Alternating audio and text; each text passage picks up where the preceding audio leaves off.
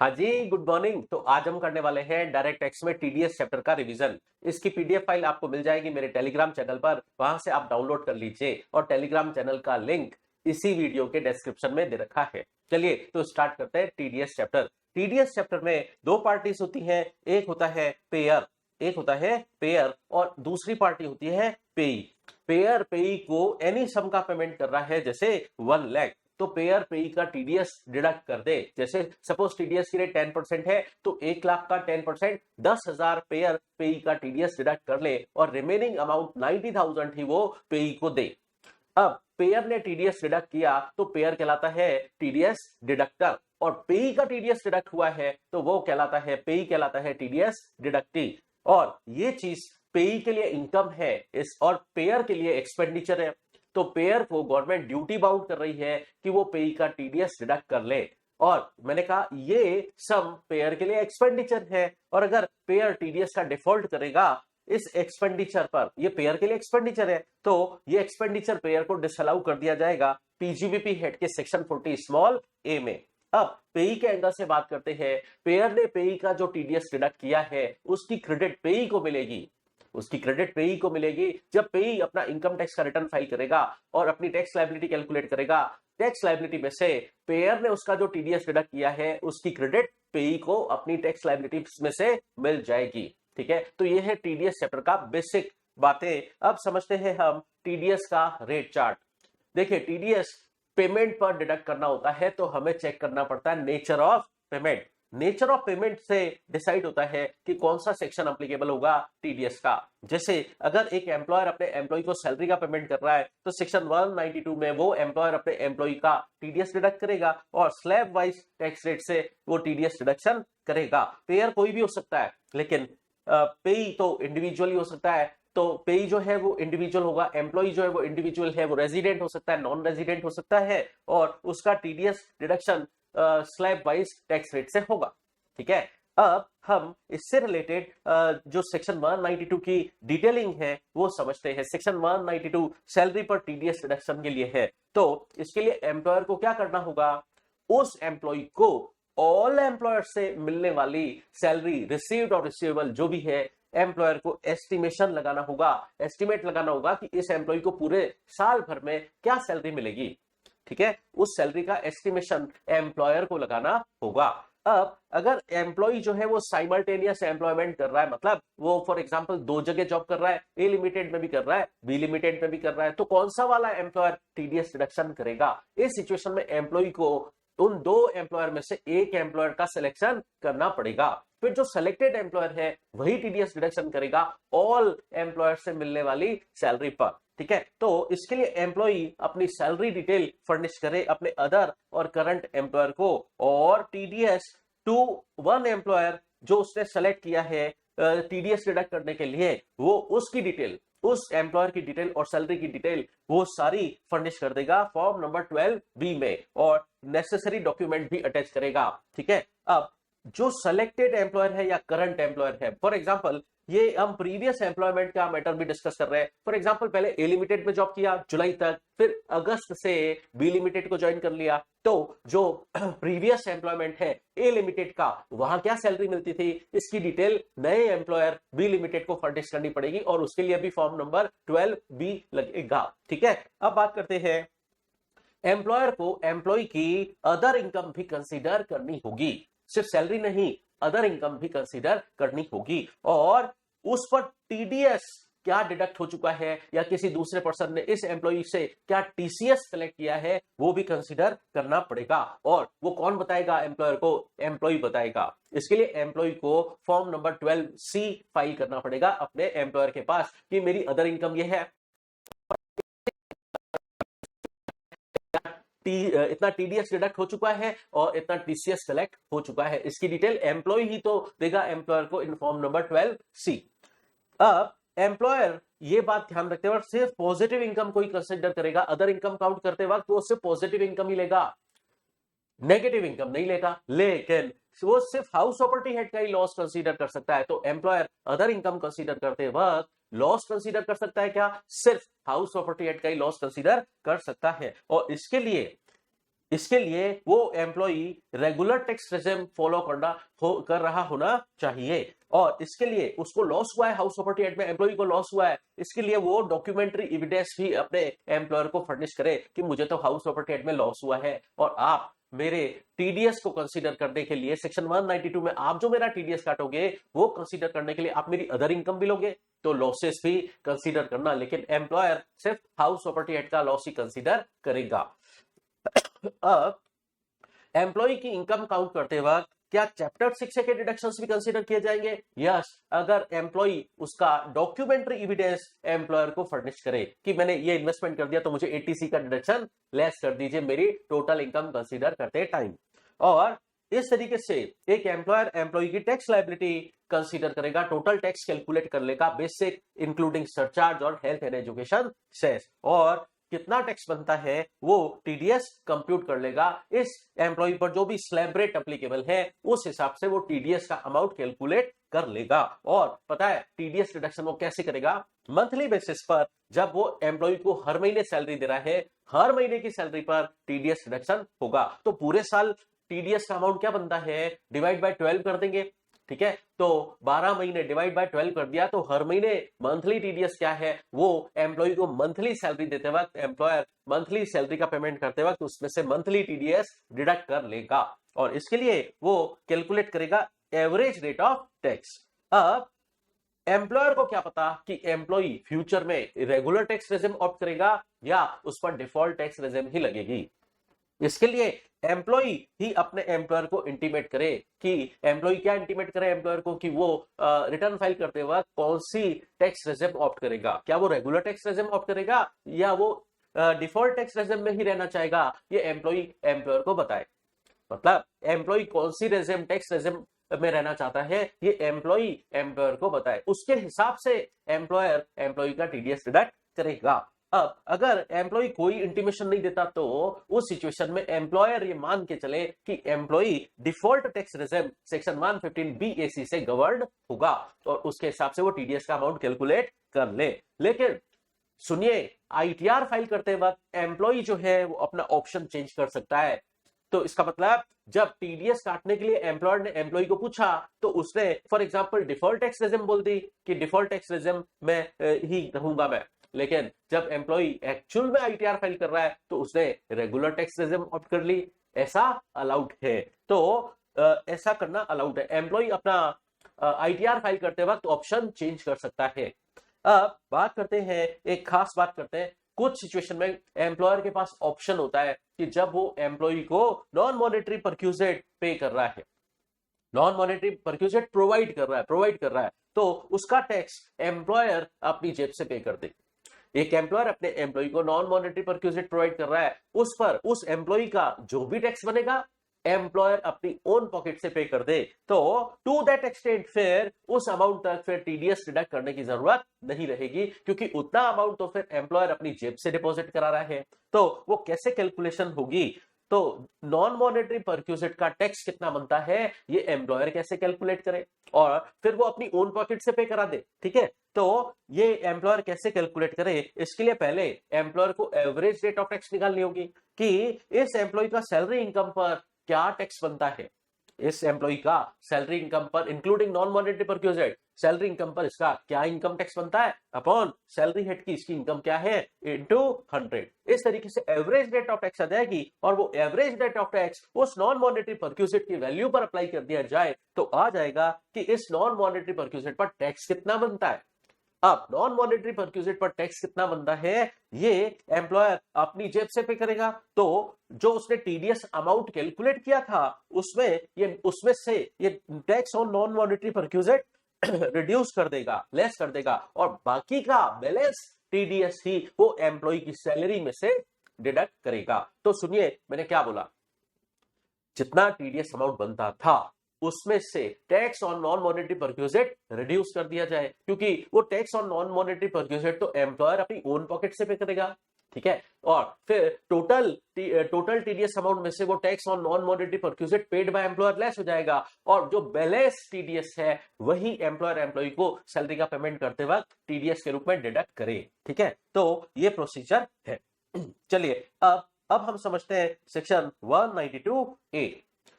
Employ जो है अपने रिकॉग्नाइज्ड प्रोविडेंट फंड से विड्रॉवल कर रहा है। उस एम्प्लॉय ने कंटिन्यूअस 5 साल की सर्विस रेंडर नहीं की है, तो वो इस रिकॉग्नाइज्ड प्रोविडेंट फंड से जो भी विड्रॉवल करेगा 5 साल से पहले कर रहा है, इसलिए उसको बोला जाएगा प्री मैच्योर। ठीक है, और चूंकि वो 5 साल की कंटिन्यूअस सर्विस उसने रेंडर की नहीं है, तो उससे पहले वो आरपीएफ अकाउंट से विड्रॉवल कर रहा है, तो वो अमाउंट एम्प्लॉय के हैंड्स में, वो विड्रॉवल का अमाउंट टैक्सेबल होगा। ठीक है, अब ये बात पीएफ डिपार्टमेंट को पता है कि एम्प्लॉय तो पहले ही विड्रॉल कर रहा है, 5 साल उसको कंप्लीट हुई नहीं है इस एम्प्लॉयर के पास, तो पीएफ डिपार्टमेंट को ये बात पता है। तो पीएफ डिपार्टमेंट क्या करेगा, एम्प्लॉय इस रिकॉग्नाइज्ड प्रोविडेंट फंड से जैसे ही विड्रॉल करेगा वो विड्रॉल का अमाउंट पूरे साल भर में अगर 50,000 या 50,000 है या 50,000 से एक्सीडिंग है, तो पीएफ डिपार्टमेंट को टीडीएस डिडक्ट करना पड़ेगा इस टैक्सेबल प्रीमैच्योर विड्रॉवल पर 10% की रेट से उस एम्प्लॉय का टीडीएस डिडक्शन करना पड़ेगा। तो यहां पर पेयर पीएफ डिपार्टमेंट है, वो उस एम्प्लॉय का टीडीएस डिडक्शन करे। ठीक है, अब आते हैं हम सेक्शन 193 पर। सेक्शन 193 क्या, interest on securities. Interest on securities, यहां पर कोई थ्रेशोल्ड लिमिट नहीं है। देखो, ये थ्रेशोल्ड लिमिट का मतलब क्या है, थ्रेशोल्ड लिमिट पर एनम मतलब during the relevant previous year की पूरे साल की कंसीडर की जाएगी। अगर उस लिमिट तक की पेमेंट है तो टीडीएस डिडक्शन नहीं होगा, और अगर उस लिमिट से एक्सीडिंग पेमेंट किया गया है, थ्रेशोल्ड लिमिट से ज्यादा पेमेंट किया गया है, तो पूरे अमाउंट पे टीडीएस डिडक्शन किया जाएगा। सुनिए मैंने क्या बोला, ध्यान से सुनिए। अगर पेमेंट थ्रेशोल्ड लिमिट को एक्सीड कर रहा है, then whole amount will be subjected to TDS. पूरे अमाउंट पे टीडीएस डिडक्ट होगा, ना कि उस अमाउंट पर जो थ्रेशोल्ड लिमिट को एक्सीड कर रहा है। तो इस केस में हम डिस्कस कर रहे हैं सेक्शन 193 में इंटरेस्ट ऑन सिक्योरिटीज। एक कंपनी है सिक्योरिटीज पर इंटरेस्ट का पेमेंट कर रही है, यार कोई भी हो सकता है, पेई रेजिडेंट होना चाहिए, टीडीएस 10% की रेट से डिडक्ट किया जाएगा सेक्शन 193 में। अब रेट चार्ट से ये सेक्शन पढ़ने के बाद आपको इस सेक्शन की डिटेल पढ़नी है। कुछ सिचुएशन में इंटरेस्ट ऑन सिक्योरिटीज पर टीडीएस डिडक्शन नहीं किया जाएगा, तो क्या कंडीशंस फुलफिल हो, पेयर जो है वाइडली हेल्ड कंपनी है, मतलब जिसमें पब्लिक सब्सटेंशियली इंटरेस्टेड है, और पेई जो है वो या तो रेजिडेंट इंडिविजुअल है या रेजिडेंट एचयूएफ है, और जिन डिबेंचर्स पर इंटरेस्ट का पेमेंट हो रहा है वो रिकॉग्नाइज्ड स्टॉक एक्सचेंज पर लिस्टेड भी हो सकते हैं और अनलिस्टेड भी हो सकते हैं, और इंटरेस्ट का पेमेंट अकाउंट पे चेक से हो रहा है, और इंटरेस्ट का अमाउंट पूरे साल भर का एग्रीगेट 10,000 को एक्सीड नहीं करता है। अगर ये सारी कंडीशंस फुलफिल होती है तो इस डिबेंचर इंटरेस्ट पर सेक्शन 193 में टीडीएस डिडक्ट नहीं होगा। अब सेंट्रल गवर्नमेंट और स्टेट गवर्नमेंट की सिक्योरिटीज का जो इंटरेस्ट बनता है उस इंटरेस्ट पे भी टीडीएस डिडक्शन नहीं होगा। लेकिन इसमें एक्सेप्शन है, मतलब उस पे तो टीडीएस डिडक्शन होगा। 7.75 सेविंग टैक्सेबल बॉन्ड्स के इंटरेस्ट पर तो टीडीएस डिडक्शन होगा। इसके अलावा फ्लोटिंग रेट सेविंग बॉन्ड्स पर के इंटरेस्ट में भी टीडीएस डिडक्शन होगा, और भी कोई गवर्नमेंट सिक्योरिटी है जो गवर्नमेंट ने नोटिफाई कर दी है और उसका इंटरेस्ट पूरे साल भर का 10,000 को एक्सीड करता है तो टीडीएस डिडक्शन होगा। ये है एक्सेप्शन। अब बात करते हैं सेक्शन 54 ईसी के पर्पज से जो एसएससी ने पावर फाइनेंस कॉर्पोरेशन के बॉन्ड परचेस किए या इंडियन रेलवे फाइनेंस कॉर्पोरेशन के बॉन्ड परचेस किए, उसका जो इंटरेस्ट है ना, उस पे भी सेक्शन 193 में टीडीएस डिडक्शन नहीं होगा। तो हमने सिचुएशंस क्या पढ़ी, कुछ सिचुएशन में सेक्शन 193 में टीडीएस डिडक्शन नहीं होगा।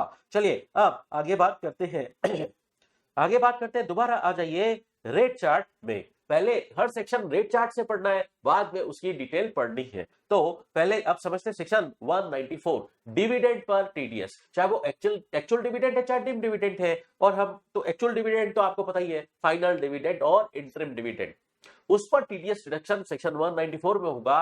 और एक खास बात सुनिए, हमने अदर सोर्सेज सेटमेंट डीम डिविडेंड पढ़ा था सेक्शन 222 ABCDEF, तो वो सारे डीम डिविडेंड थे। उस पे अगर पेयर डोमेस्टिक कंपनी है, पेयर डोमेस्टिक कंपनी और पेयर रेजिडेंट है, तो 10% की रेट से टीडीएस डिडक्शन होगा। ये बात रेट चार्ट से पढ़ने के बाद आपको डिटेल में जाना है। सेक्शन 194 में डिविडेंड पर टीडीएस रिडक्शन होता है, लेकिन कुछ सिचुएशन में नहीं होगा। नो टीडीएस अगर पेई जो है वो इंडिविजुअल है और डिविडेंड का payment in any mode other than cash किया जा रहा है, और पूरे साल का डिविडेंड 10,000 को एक्सीड नहीं करता है अगर, अगर ये कंडीशन सारी फुलफिल हो तो टीडीएस डिडक्शन नहीं किया जाएगा सेक्शन 194 में। और अगर पेई LIC है, लाइफ इंश्योरेंस कंपनी, या GIC जनरल इंश्योरेंस कंपनी, या अदर इंश्योरेंस कंपनी है, या गवर्नमेंट नोटिफाइड पर्सन है, तो भी पेयर पेई का टीडीएस डिडक्शन नहीं करेगा डिविडेंड पर सेक्शन 194 में। चलिए अब बात करते हैं सेक्शन 194 ए की रेट चार्ट से। ये रेट चार्ट पेज नंबर 105 पर दे रखा है। तो 194 ए में दे रखा है interest other than interest on securities. तो मतलब इसको हम अदर इंटरेस्ट भी बोल सकते हैं। जैसे एक पोस्ट ऑफिस है या बैंक है, पोस्ट ऑफिस और बैंक अगर इंटरेस्ट का पेमेंट करे तो टीडीएस डिडक्शन करेंगी सेक्शन 194 ए में, ठीक है। और अगर पेई रेजिडेंट सीनियर सिटीजन है, पेई रेजिडेंट सीनियर सिटीजन है और उसको पूरे साल भर में during the relevant previous year exceeding 1 lakh interest का पेमेंट किया गया, या तो पोस्ट ऑफिस ने पे किया या बैंक ने, तो पोस्ट ऑफिस और बैंक उस इंटरेस्ट पर टीडीएस डिडक्शन करेंगे और पूरे अमाउंट पर डिडक्शन करेंगे। जैसे 1,01,000 दिया है, 1,01,000 दिया है तो पूरे 1,01,000 पर टीडीएस डिडक्शन करना होगा। और हाँ, अगर 1 लाख के अंदर अंदर ही दिया है तो टीडीएस डिडक्शन नहीं करना होगा। तो ये है थ्रेशोल्ड लिमिट। थ्रेशोल्ड लिमिट का मतलब क्या होता है? अगर इस लिमिट के अंदर अंदर है टीडीएस डिडक्शन नहीं करना है, और अगर थ्रेशोल्ड लिमिट को एक्सीड कर गया है अमाउंट तो फिर whole amount will be subjected to TDS, पूरे अमाउंट पर टीडीएस डिडक्शन होगा। अगर पोस्ट ऑफिस और बैंक इंटरेस्ट का पेमेंट कर रहे हैं अदर पर्सन को other than resident senior citizen, तो थ्रेशोल्ड लिमिट है एक्सीडिंग 50,000, ठीक है। ये तो है थ्रेशोल्ड लिमिट पोस्ट ऑफिस और बैंकिंग इंटरेस्ट के लिए। अदर इंटरेस्ट के लिए थ्रेशोल्ड लिमिट है एक्सीडिंग 10,000। जैसे एक बिजनेसमैन ने अनसिक्योर्ड लोन लिया है, उस अनसिक्योर्ड लोन पर इंटरेस्ट का पेमेंट करना है तो सेक्शन 194 ए में टीडीएस डिडक्शन किया जाएगा अगर वो इंटरेस्ट एक्सीडिंग 10,000 है। जैसे 11,000 इंटरेस्ट दिया जा रहा है तो पूरे 11,000 पर टीडीएस डिडक्शन करेंगे, ठीक है। अब एक बात समझिए, यहां पर दे रखा है पेयर NINH होना चाहिए। NINH का क्या मीनिंग है अभी डिटेल में बात करेंगे। और पेई जो है वो रेजिडेंट इन इंडिया होना चाहिए। टीडीएस 10% की रेट से काटा जाएगा। अब पहले हम ये समझते हैं कि NINH होना चाहिए पेयर, तो ये NINH का क्या मीनिंग है। इसी रेट चार्ट के नीचे आपको नोट नंबर 1 दे रखा है। NINH का मीनिंग समझते हैं। NINH का मीनिंग समझते हैं। NINH का मीनिंग है नॉन इंडिविजुअल नॉन HUF। इसका मतलब person other than individual HUF को NINH कहलाएंगे। लेकिन ध्यान से सुनिए, ऐसे इंडिविजुअल और HUF भी NINH कहलाएंगे। ऐसे इंडिविजुअल और HUF भी NINH कहलाएंगे जिनके इमीडिएटली प्रीसीडिंग ईयर का टर्नओवर से ग्रॉस रिसीव्स बिजनेस के केस में 1 करोड़ से ज्यादा है और प्रोफेशन के केस में 50 लाख से ज्यादा है, वो भी NINH कहलाएंगे। और ये टर्नओवर वगैरह किस ईयर का देखा जाएगा? इमीडिएटली प्रीसीडिंग फाइनेंशियल ईयर का देखा जाएगा। तो NINH कौन? या तो person other than individual HUF, जैसे कंपनी पार्टनरशिप फर्म, ये NINH है। लेकिन NINH में वो इंडिविजुअल और HUF भी शामिल है जिनके इमीडिएटली प्रीसीडिंग फाइनेंशियल ईयर का turnover sales gross receives business के केस में 1 करोड़ से ज्यादा है और प्रोफेशन के केस में 50 लाख से ज्यादा है, तो वो भी NINH कहलाएंगे। और अगर वो पेयर है टीडीएस डिडक्शन करना पड़ेगा सेक्शन 194 ए में, ठीक है। अब ऐसी बातें आपको सेक्शन 194 ए में मिली, आगे चलकर सी में मिलेगी, एच में भी मिलेगी, आई और जे और आर में भी मिलेगी। तो आप याद कर सकते हैं सेक्शन 194 कौन कौन से उसके सेक्शन 194 में ACH IJR, ACH IJR, ACH IJR ऐसे याद रख सकते हैं, जहां पर इन सारे सेक्शंस में पेयर का NINH होना लिखा है। और जहां पर भी पेयर का NINH होना लिखा है, पेई का रेजिडेंट इन इंडिया होना ही लिखा है, ठीक है। चलिए, तो पेयर NINH होना चाहिए। अब सेक्शन 194 को यहां रेट चार्ट से समझने के बाद हम आते हैं इसकी डिटेल में। 194A पेज नंबर 109 पर डिटेल समझते हैं। ये जो लिमिट है थ्रेशोल्ड लिमिट 1,50,000 या 10,000 की, वो एंटिटी वाइज देखी जाएगी, ब्रांच वाइज नहीं देखी जाएगी। फॉर एग्जांपल मिस्टर ए ने स्टेट बैंक ऑफ इंडिया 1, 2, 3 में तीनों में FD करवा रखी है, तो SBI तो एक ही एंटिटी है, तो क्या ईच ब्रांच कितना इंटरेस्ट का पेमेंट कर रही है वो देखेंगे क्या? नहीं, SBI एक एंटिटी है, एंटिटी देखा जाएगा। ये जो थ्रेशोल्ड लिमिट कंप्यूट करने के लिए एंटिटी को देखा जाएगा, ना कि ब्रांच को। तो क्योंकि ऐसा क्यों है? ऐसा इसलिए कि बैंक और कोऑपरेटिव बैंक और हाउसिंग फाइनेंस कंपनी में आजकल कोर बैंकिंग सिस्टम लगा हुआ है, सीबीएस सॉफ्टवेयर लगा हुआ है। तो एक ब्रांच कितना इंटरेस्ट दे रही है, ये दूसरी ब्रांच व्यू कर सकती है, देख सकती है। ठीक है, तो ऑल ब्रांचेस के इंटरेस्ट पर ये लिमिट एप्लीकेबल होगी। इसका मतलब ये इंटरेस्ट हम एंटिटी वाइज देखेंगे, ना कि ब्रांच वाइज। अब एक बात और समझते हैं, एक कोऑपरेटिव बैंक है, अपने मेंबर को इंटरेस्ट दे रहा है, टीडीएस सेक्शन 194A में डिडक्ट करना होगा क्या? सुनिए, अगर पेयर कोऑपरेटिव बैंक है और पेई मेंबर है तो यस, टीडीएस रिडक्शन करना होगा टाइम डिपॉजिट के इंटरेस्ट पर। टाइम डिपॉजिट क्या है? एफडीआर या रिकरिंग डिपॉजिट। सुनिए, सेविंग अकाउंट के इंटरेस्ट पर सेक्शन 194A में टीडीएस रिडक्शन नहीं होता है। ठीक है, तो सिर्फ एफडी का इंटरेस्ट और आरडी का इंटरेस्ट, उस पे टीडीएस डिडक्शन होगा सेक्शन 194A में।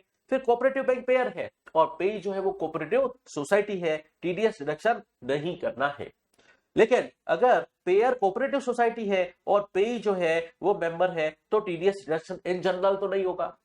ठीक है, और पेयर कोऑपरेटिव सोसाइटी है, पेई भी कोऑपरेटिव सोसाइटी है, इन जनरल टीडीएस डिडक्शन नहीं होगा। इन जनरल नहीं होगा, इन दोनों सिचुएशन में टीडीएस डिडक्शन इन जनरल तो नहीं होगा। लेकिन अब नोट पढ़ेंगे तो वहां उस केस में टीडीएस डिडक्शन करना पड़ेगा। अगर उस पेयर कोऑपरेटिव सोसाइटी को 194A में टीडीएस काटना कब पड़ेगा? अगर उस पेयर कोऑपरेटिव सोसाइटी का इमीडिएटली प्रीसीडिंग फाइनेंशियल ईयर का टर्नओवर अगर 50 करोड़ से ज्यादा है और during the relevant previous year उस पेई को एग्रीगेट इंटरेस्ट थ्रेशोल्ड लिमिट से ज्यादा दिया गया है, ये दोनों कंडीशन फुलफिल हो तो पेयर कोऑपरेटिव सोसाइटी को टीडीएस डिडक्शन इन केसेस में भी करना पड़ेगा।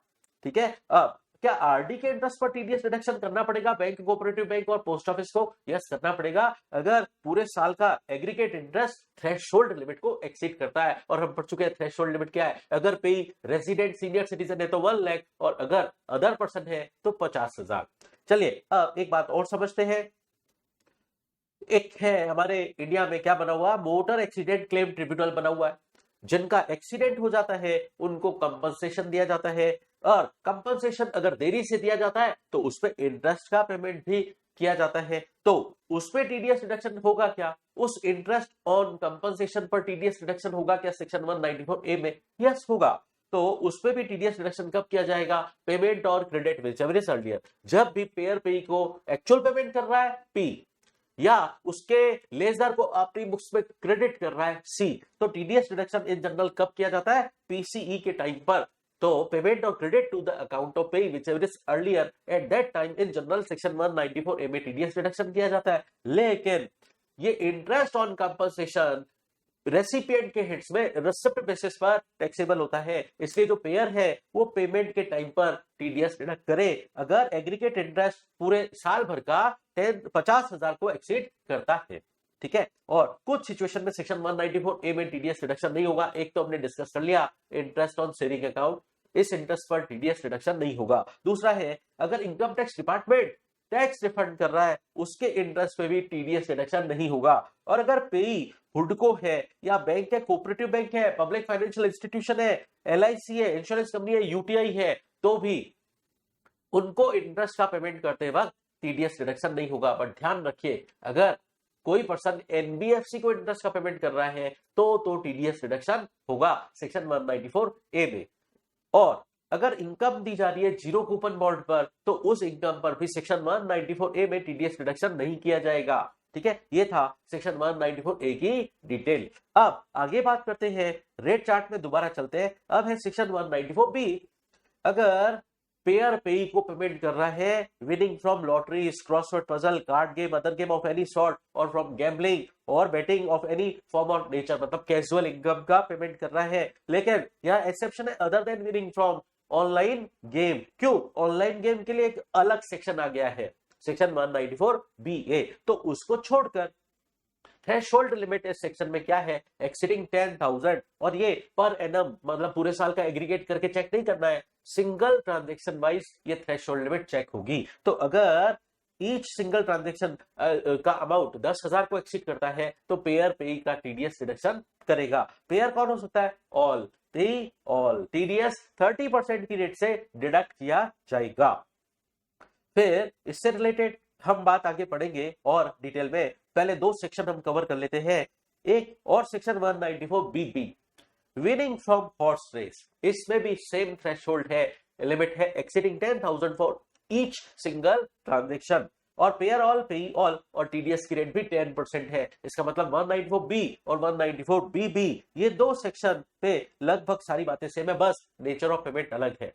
ठीक है, तो इस पर टीडीएस रिडक्शन इस तरीके से होगा, 30% की रेट से टीडीएस रिडक्शन करे पेयर पेई का।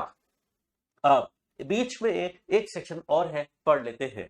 विनिंग फ्रॉम ऑनलाइन गेम जैसे ड्रीम 11, माई 11, सर्कल और प्रोबो ऐप है, वहां पर ऑनलाइन गेम फैसिलिटी दे रखी है, आप वहां ऑनलाइन गेम खेल सकते हैं। तो जो ऐप वाला है वो 194 बीए में टीडीएस डिडक्ट करेगा अगर इस ऑनलाइन गेम खेलने से विनिंग हो जाती है, तो उस पर वो ऐप वाला टीडीएस डिडक्शन करेगा सेक्शन 194 बीए में। 194 बीए को कैसे याद रखें सर? बड़े एडिक्ट हो जाते हैं वो लोग जो ऑनलाइन गेम खेलते हैं, बड़े एडिक्ट से ध्यान रखें, बीए बड़े एडिक्ट। ठीक है, तो यहां इस सेक्शन में थ्रेशोल्ड लिमिट निल है, पेयर कोई भी हो सकता है। टीडीएस 30% की रेट से काटा जाएगा, उस यूजर अकाउंट में जो भी नेट विनिंग का अमाउंट है उस पर 30% की रेट से वो ऐप वाला टीडीएस रिडक्शन करेगा। ठीक है, तो अब ये तीन सेक्शन एक तरीके से हम देखें कैजुअल इनकम से रिलेटेड है। अब इसकी हम डिटेल पढ़ते हैं।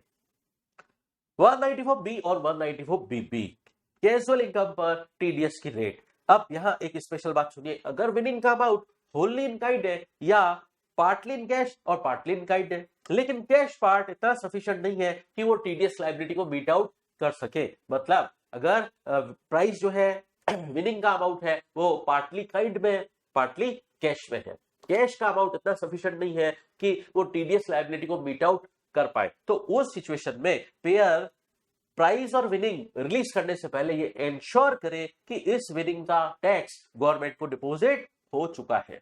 तो जो पेयर है उसको ये इंश्योर करना पड़ेगा कि इस विनिंग का टैक्स गवर्नमेंट को पे हो चुका है। ठीक है, इसके काफी सारे तरीके हैं, या तो वो टीडीएस पे से घर से मंगवाए और गवर्नमेंट को पे कर दे, पहला तरीका ये टीडीएस रूट। दूसरा तरीका एडवांस टैक्स रूट, पेयर पे को बोल सकता है कि तुम एडवांस टैक्स पे कर दो और उसका चालान मुझे सबमिट कर दो। ठीक है, तो पेयर ने इंश्योर कर दिया कि इस विनिंग का टैक्स पे ने पे कर दिया, ये दूसरा तरीका, इसको हम नाम देंगे एडवांस टैक्स रूट। फिर तीसरा तरीका है ग्रॉस अप। ठीक है, जो भी विनिंग का अमाउंट है उसको ग्रॉस अप कर दिया जाएगा। ठीक है, जैसे 1 लाख, अब 1 लाख को ग्रॉस अप कर दीजिए, अगर इस पे टीडीएस की रेट 30% है तो नीचे 70 लिखिए, इस तरीके से ग्रॉस अप कर दिया जाएगा। ठीक है, ग्रॉस अप करने का तरीका ये है। इस सिचुएशन में जो अमाउंट है, यहां जो अमाउंट आएगा और इसका डिफरेंस और इसका डिफरेंस टीडीएस के अमाउंट को रिप्रेजेंट करेगा। अब बात करते हैं सेक्शन 194 बी ए की, ऑनलाइन गेम पर टीडीएस कैसे, ऑनलाइन गेम की विनिंग पर पेयर पे का टीडीएस डिडक्ट कैसे करेगा। इन जनरल ध्यान से सुनना, फाइनेंशियल ईयर एंड पर टीडीएस डिडक्शन हुआ इन जनरल, लेकिन क्या ईच विड्रॉवल के टाइम पर टीडीएस डिडक्शन किया जाए? तो हाँ, ईच विड्रॉवल पर भी टीडीएस डिडक्शन किया जा सकता है। फिर उस केस में फाइनेंशियल ईयर एंड पर टीडीएस डिडक्ट नहीं करेंगे, तो इन जनरल तो फाइनेंशियल ईयर एंड पर टीडीएस डिडक्शन किया जाएगा, लेकिन ईच विड्रॉवल पर टीडीएस डिडक्शन अगर कर रहे हैं तो विड्रॉवल के अमाउंट के अंदर कितना नेट विनिंग शामिल है वो कैलकुलेट करना पड़ेगा कि ये जो विड्रॉवल है इसके अंदर नेट विनिंग कितनी शामिल है, उस पर टीडीएस डिडक्शन किया जाएगा। और वो कैसे कैलकुलेट करेंगे इसको हम एक एग्जांपल से समझते हैं। ये सब सीबीडीटी प्रिस्क्राइब्ड मेथड से कैलकुलेशन किया जाएगा। तो जैसे ये यूजर अकाउंट है, इसने इसका इस साल ओपनिंग बैलेंस पड़ा है 1.5 लाख और इसने गेम खेलने के लिए और भी अमाउंट डिपॉजिट करा है इस साल 2 लाख। ठीक है, और इसने विड्रॉवल किया 3 लाख की, तो 3 लाख विड्रॉवल में से विनिंग का अमाउंट कैलकुलेट करना पड़ेगा। इसके क्लोजिंग बैलेंस बचा हुआ है 1 लाख। अब ध्यान से सुनिए, आपका ये डेबिट है 4 लाख और ये क्रेडिट है 3.5 लाख टोटल। तो जितना डेबिट 4 लाख क्रेडिट को एक्सीड करता है, क्रेडिट कितना है 3.5 लाख, तो डिफरेंस है 50,000, ये विनिंग है पूरे साल की। ठीक है, तो ये विनिंग है। हमें क्या चेक करना है? विड्रॉवल के अंदर विनिंग कितनी शामिल है, और नेट विनिंग इन विड्रॉवल हमको चेक करना है। विड्रॉवल के अंदर विनिंग कितनी है उस पे 30% टीडीएस रिडक्शन करना होगा। तो विड्रॉवल भले ही 3 लाख है, लेकिन विनिंग उसके अंदर शामिल 50,000 है, तो 50,000 पर टीडीएस रिडक्शन करना होगा, ना कि 3 लाख पर। अब सुनिए, अगर विड्रॉवल के टाइम पर टीडीएस नहीं काटा जाए तो कुछ कंडीशंस फुलफिल करनी पड़ेंगी। जो ऐप वाला है वो ईच विड्रॉवल पर टीडीएस डिडक्ट नहीं करना चाहता, इसके लिए कुछ कंडीशंस चेक करनी पड़ेगी। तो विड्रॉल अमाउंट जो विड्रॉ किया गया विड्रॉवल उसके नेट अंदर जो विनिंग है, उसके अंदर जो विनिंग का अमाउंट है वो 100 रुपए इन ए मंथ से ज्यादा का नहीं है, मतलब 100 रुपया मंथली से ज्यादा नहीं है। Winning in withdrawal does not exceed ₹100 in a month, ये कंडीशन फुलफिल हो, ठीक है। तो फिर उस सिचुएशन में अगर सेम मंथ में जब 100 रुपए को एक्सीड हो जाए या सब्सिक्वेंट मंथ में एक्सीड हो जाए, तो फिर उस सिचुएशन में ईयर एंड पर टीडीएस रिडक्शन किया जाएगा। ईच विड्रॉवल के टाइम पर टीडीएस रिडक्शन नहीं किया जाएगा। और अगर पूरे साल भर में वो विड्रॉ करता ही नहीं है तो भी उसको विनिंग तो हुई है ना, तो उस केस में भी ईयर एंड पर टीडीएस रिडक्शन किया जाएगा। तो सुनिए मैंने क्या बोला, या तो वो यूजर अपने अकाउंट से विनिंग का अमाउंट विड्रॉ कर रहा है, एट दैट टाइम विड्रॉवल के टाइम पर टीडीएस डिडक्ट किया जाए। लेकिन अगर विड्रॉवल नेट विनिंग इन विड्रॉवल वो एक्सीड नहीं कर रही है 100 रुपए इन ए मंथ को, तो फिर विड्रॉवल के टाइम पर टीडीएस डिडक्शन नहीं करना है। तो कब करना है? ईयर एंड पर करना है फिर, ठीक है। तो अगर बाद में 100 रुपए को एक्सीड हो जाए सेम मंथ में या सब्सिक्वेंट मंथ में, या वो यूजर विड्रॉवल करे ही नहीं, तो उन केसेस में ईयर एंड पर टीडीएस रिडक्शन किया जाएगा। अब सारी जिम्मेदारी जो है वो ऐप वाले की है, वो ये रिस्पॉन्सिबिलिटी ले कि अगर कल को इस यूजर ने अपने अकाउंट से सारा पैसा निकाल लिया तो इसका अगर टीडीएस डिडक्ट करने में कुछ शॉर्टफॉल रही तो ये ऐप वाला अपनी जेब से पे करेगा। इस बात की अंडरटेकिंग इस ऐप वाले को देनी पड़ेगी, ठीक है। तो इस सिचुएशन में ऐप वाला ये जिम्मेदारी अपने ऊपर ले कि अगर फ्यूचर में ये अपने अकाउंट से सारा पैसा निकाल कर चला गया यूजर, तो फिर इसका जो टीडीएस है मैं डिडक्ट नहीं कर पाऊंगा, लेकिन फिर उस सिचुएशन में मैं अपनी जेब से पे करूंगा, ठीक है। अब एक बात समझते हैं, अगर यूजर अकाउंट में जो मनी पड़ी है, पैसा पड़ा है यूजर अकाउंट में, वो कोई आइटम इन काइंड के परचेस पे लगाया गया ताकि वो यूजर को आइटम इन काइंड दिया जा सके, तो उस सिचुएशन में ये नेट विनिंग इन कैश ही मानी जाएगी और इस सिचुएशन में भी 194 बीए में टीडीएस डिडक्ट करना पड़ेगा। तो मैंने क्या बोला, यूजर अकाउंट में मनी पड़ी है, वो यूज करके उसके लिए विनर के लिए आइटम इन काइंड परचेस किया गया, ठीक है। तो ये भी नेट विनिंग कैश में देना माना जाएगा और इस पे 194 बीए में टीडीएस डिडक्ट करना पड़ेगा। लेकिन अगर उसको विनिंग दी जा रही है, वो काइंड में दी जा रही है, या होलली, या तो पूरी तरह से होलली इन काइंड है या पार्टली इन कैश और पार्टली इन काइंड है, और कैश पार्ट टीडीएस लायबिलिटी को मीट आउट करने के लिए सफिशिएंट नहीं है, तो उस सिचुएशन में पेयर की ड्यूटी है कि वो विनिंग रिलीज करने से पहले ये इंश्योर करे कि इस विनिंग का टैक्स गवर्नमेंट को पे हो गया है। अब बात करते हैं, अगर विनिंग काइंड में दी जा रही है तो उसकी वैल्यू कैसे निकालेंगे? वो फेयर मार्केट वैल्यू ली जाएगी, ठीक है। एक्सेप्ट इन फॉलोइंग केसेस, कुछ केसेस में वो फेयर मार्केट वैल्यू नहीं होगी, इन जनरल वो फेयर मार्केट वैल्यू होगी। तो अगर विनिंग काइंड में दी जा रही है तो उसकी वैल्यू इन जनरल क्या होगी? Fair market value. लेकिन कुछ सिचुएशन में फेयर मार्केट वैल्यू नहीं मानी जाएगी उस विनिंग की वैल्यू। अगर जो ऑनलाइन ऐप वाला है वो ये विनिंग परचेस करके विनर को दे रहा है तो फिर परचेस प्राइस को उस विनिंग की वैल्यू माना जाएगा। लेकिन अगर वो ऑनलाइन ऐप वाला वो ये आइटम खुद ही मैन्युफैक्चर करता है तो वो क्या प्राइस चार्ज करता है अपने कस्टमर से उन आइटम्स के लिए, वो वैल्यू ऑफ विनिंग मानी जाएगी। फिर उस केस में फेयर मार्केट वैल्यू को वैल्यू ऑफ विनिंग नहीं माना जाएगा। तो in general value of winning क्या मानी जाएगी? Fair market value. लेकिन अगर वो चीज परचेस करके विनर को दी जा रही है तो फिर परचेस प्राइस मानी जाएगी वैल्यू ऑफ विनिंग।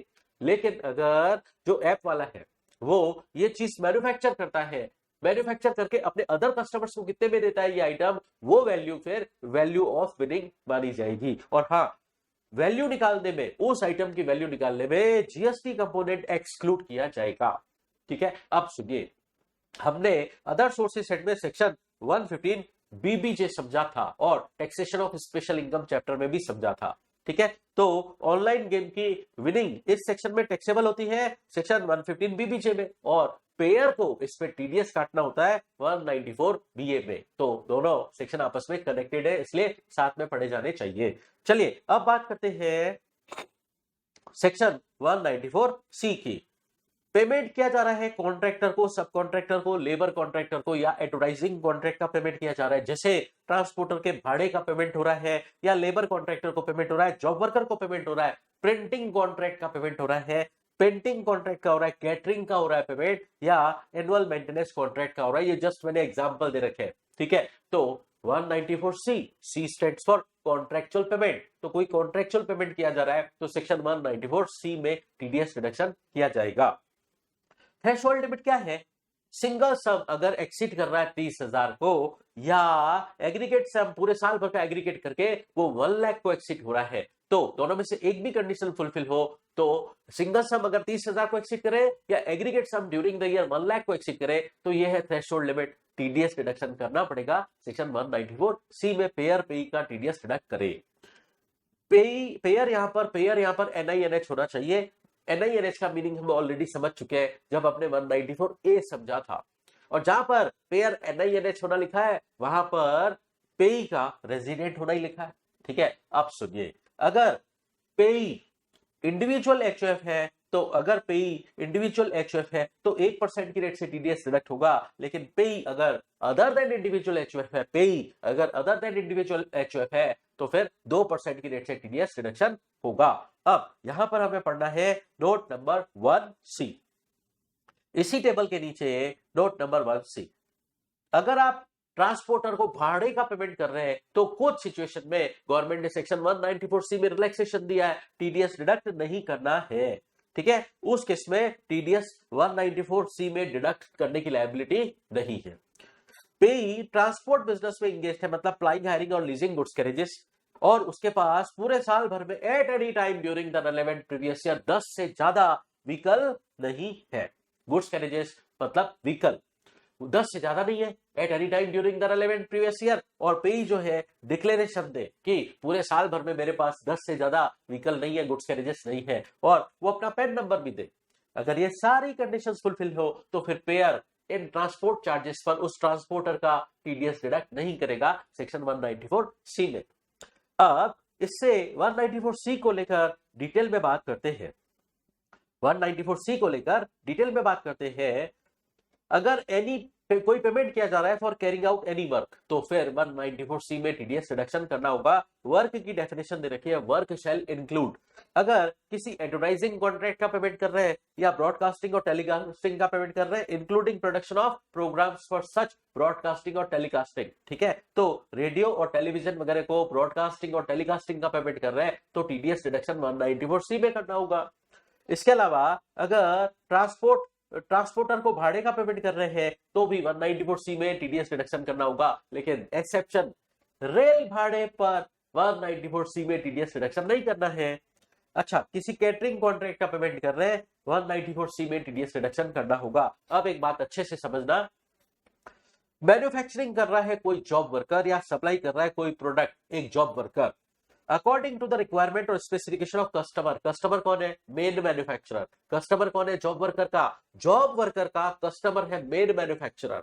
जैसे एग्जांपल से समझते हैं, मेन मैन्युफैक्चरर है ब्लैकबेरी लिमिटेड, वो शर्ट्स की स्टिचिंग सिलाई का काम जॉब वर्कर को दे रहे हैं, और ब्लैकबेरी लिमिटेड उस जॉब वर्कर मिस्टर एक्स को बोल रहे हैं हमारे स्पेसिफिकेशन के हिसाब से आप शर्ट्स की सिलाई करके दोगे, ठीक है। अब ये जॉब वर्कर को अगर मटीरियल शर्ट का कपड़ा मेन मैन्युफैक्चरर ब्लैकबेरी से मिले, ठीक है, ब्लैकबेरी कस्टमर से ही मिले या उसके एसोसिएट से मिले, तो टीडीएस रिडक्शन करना पड़ेगा।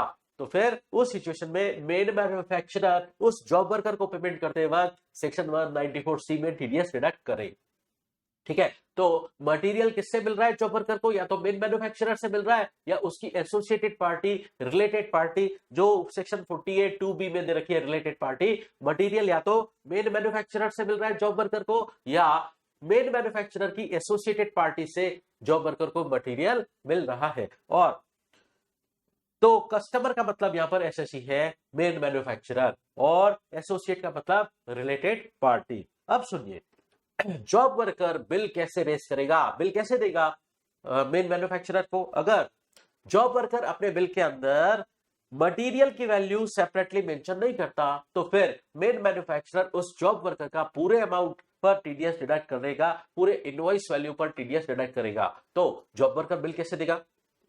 वो मटेरियल की वैल्यू अलग से मेंशन नहीं कर रहा है, ठीक है, तो पूरे अमाउंट पर मेन मैन्युफैक्चरर इस जॉब वर्कर का टीडीएस डिडक्ट कर लेगा। लेकिन अगर जॉब वर्कर मटेरियल की वैल्यू सेपरेटली मेंशन कर ले, तो उस सिचुएशन में मेन मैन्युफैक्चरर इस जॉब वर्कर का TDS invoice value excluding value of material वाले, मतलब मटेरियल की वैल्यू एक्सक्लूड करके जो अमाउंट बनता है लेबर वाला पोर्शन, उस पे टीडीएस डिडक्ट करेगा। देखिए, जो जॉब वर्कर होता है वो मटेरियल प्लस लेबर का बिल देता है। अगर वो इकट्ठा बिल दे देता है और मटेरियल की वैल्यू सेपरेटली मेंशन नहीं करता, तो जैसे मटेरियल 50 लाख का है और लेबर जॉब वर्कर ने लगाई 20 लाख की, और 70 लाख का बिल उसने मेन मैन्युफैक्चरर को दे दिया, मटेरियल की वैल्यू सेपरेटली मेंशन नहीं की गई, तो उस सिचुएशन में मेन मैन्युफैक्चरर इस जॉब वर्कर का पूरा 70 लाख पे टीडीएस काटेगा, ठीक है। लेकिन दूसरा केस, अगर मटेरियल की वैल्यू सेपरेटली मेंशन की गई है कि मटेरियल 50 लाख का है, लेबर 20 लाख है, टोटल 70 लाख है, तो उस सिचुएशन में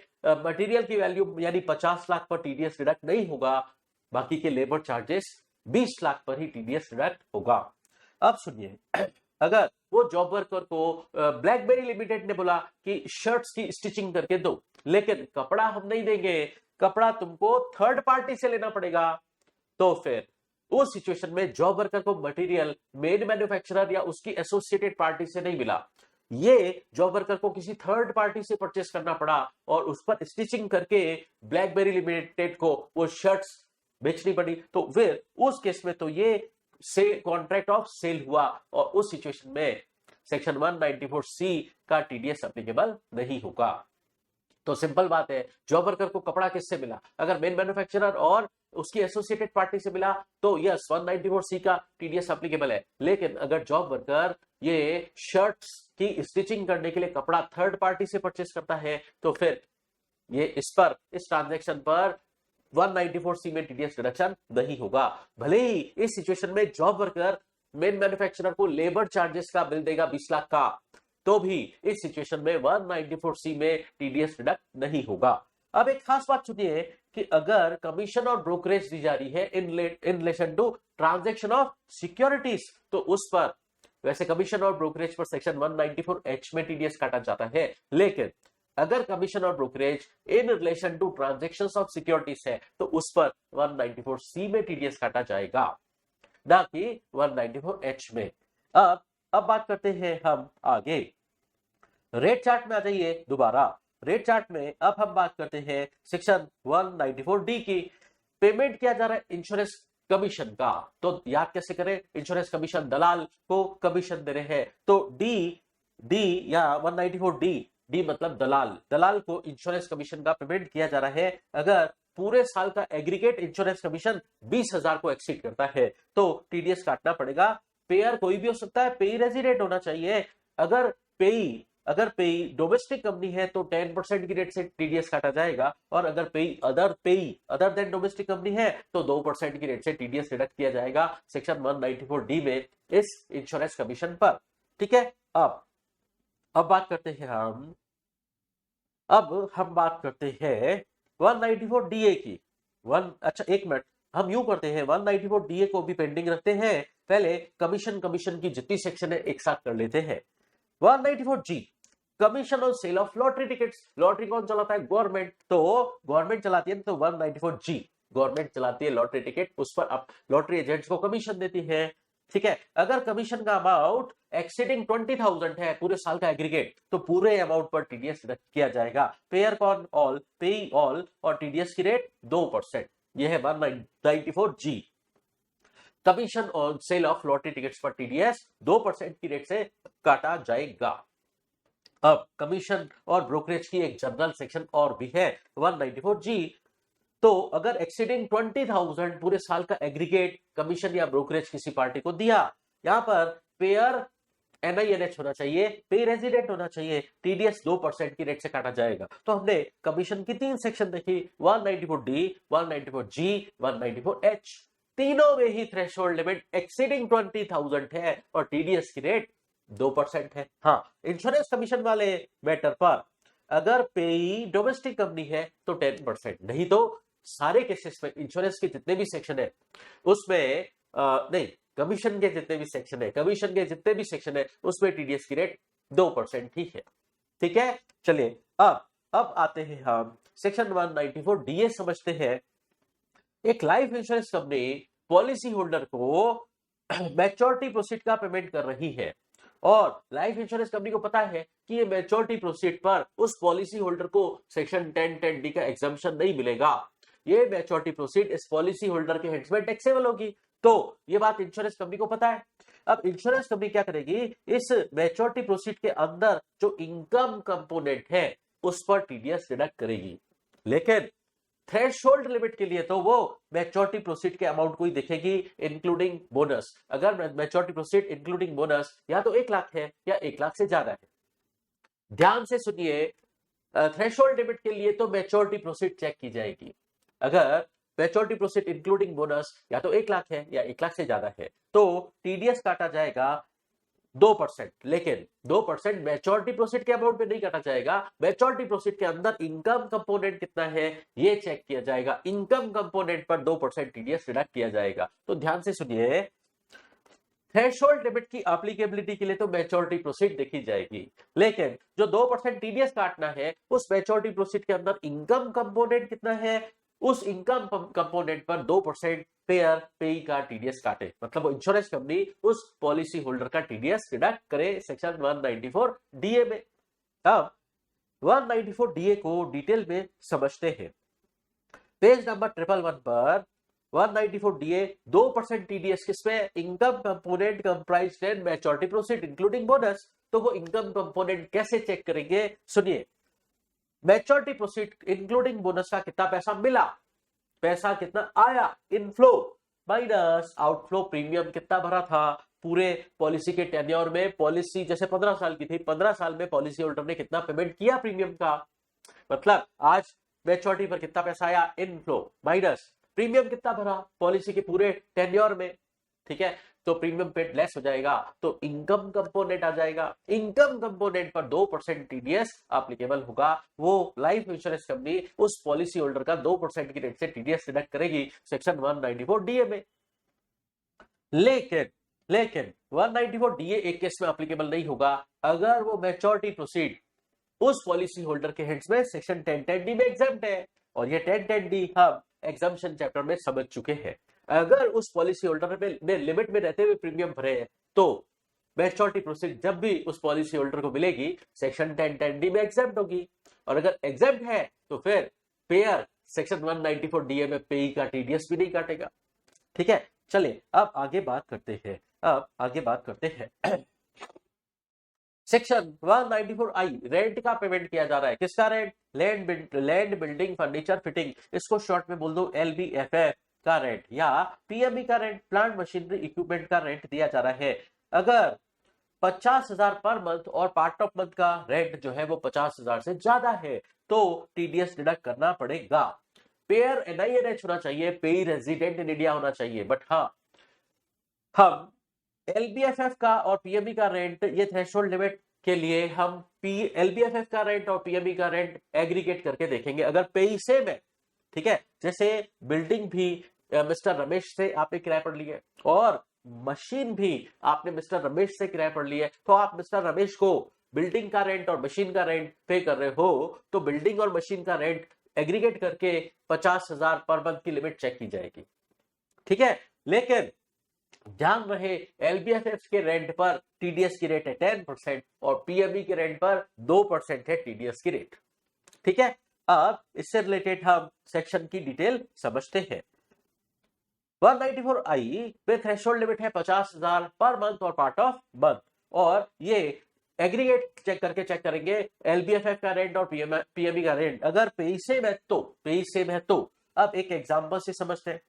फॉर एग्जांपल 31 दिसंबर 2025 तक का मंथली रेंट 50,000 पर मंथ था, 50,000 को एक्सीड नहीं हुआ था, लेकिन 1 जनवरी 2026 से 55,000 हो गया।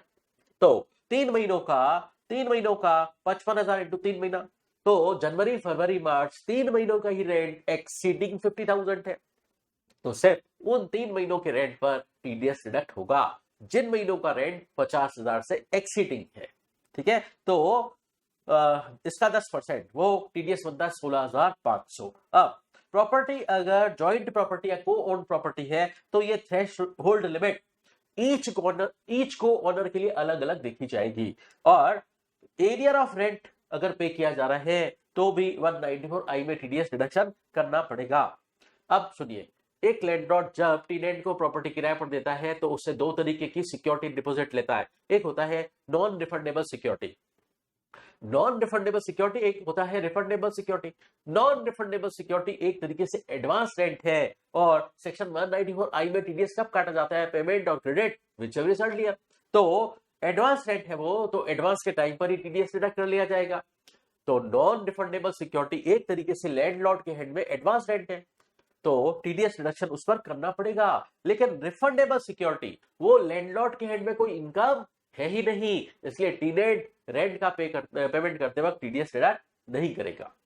और रेंट पर तो जीएसटी एप्लीकेबल है, रेंटिंग सर्विस है जीएसटी में, तो उसमें अगर जीएसटी एप्लीकेबल है तो जीएसटी कंपोनेंट वाले पार्ट पर टीडीएस डिडक्शन नहीं करेगा पेयर पेई को। तो टेनेंट जब लैंडलॉर्ड को रेंट का पेमेंट कर रहा है इंक्लूडिंग जीएसटी, तो वो जीएसटी वाला अमाउंट हटा देगा, और जो ओरिजिनल रेंट वाला अमाउंट है उसी पर ही टेनेंट लैंडलॉर्ड का टीडीएस डिडक्शन करेगा सेक्शन 194I में। अब आगे बात करते हैं और सेक्शन की 194IA। आईए मतलब इमूवेबल प्रॉपर्टी परचेस कर रहा है बायर।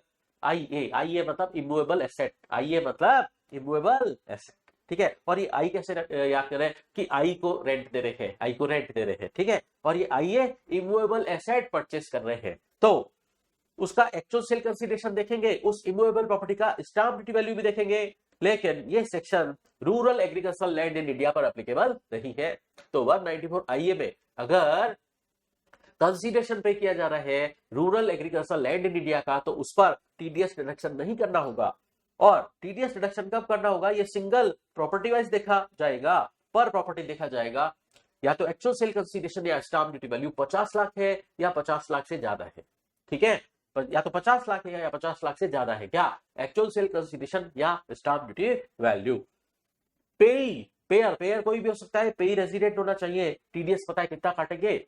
एक्चुअल सेल कंसीडरेशन और स्टाम्प ड्यूटी वैल्यू में से जो भी ज्यादा है उसका 1% टीडीएस डिडक्शन करना पड़ेगा। ठीक है, कौन करेगा? बायर सेलर का टीडीएस डिडक्ट करेगा, क्योंकि यहां पर पेयर कौन है? बायर सेलर का टीडीएस डिडक्ट करेगा। अब इस सेक्शन की डिटेल समझते हैं। पेज नंबर है 111।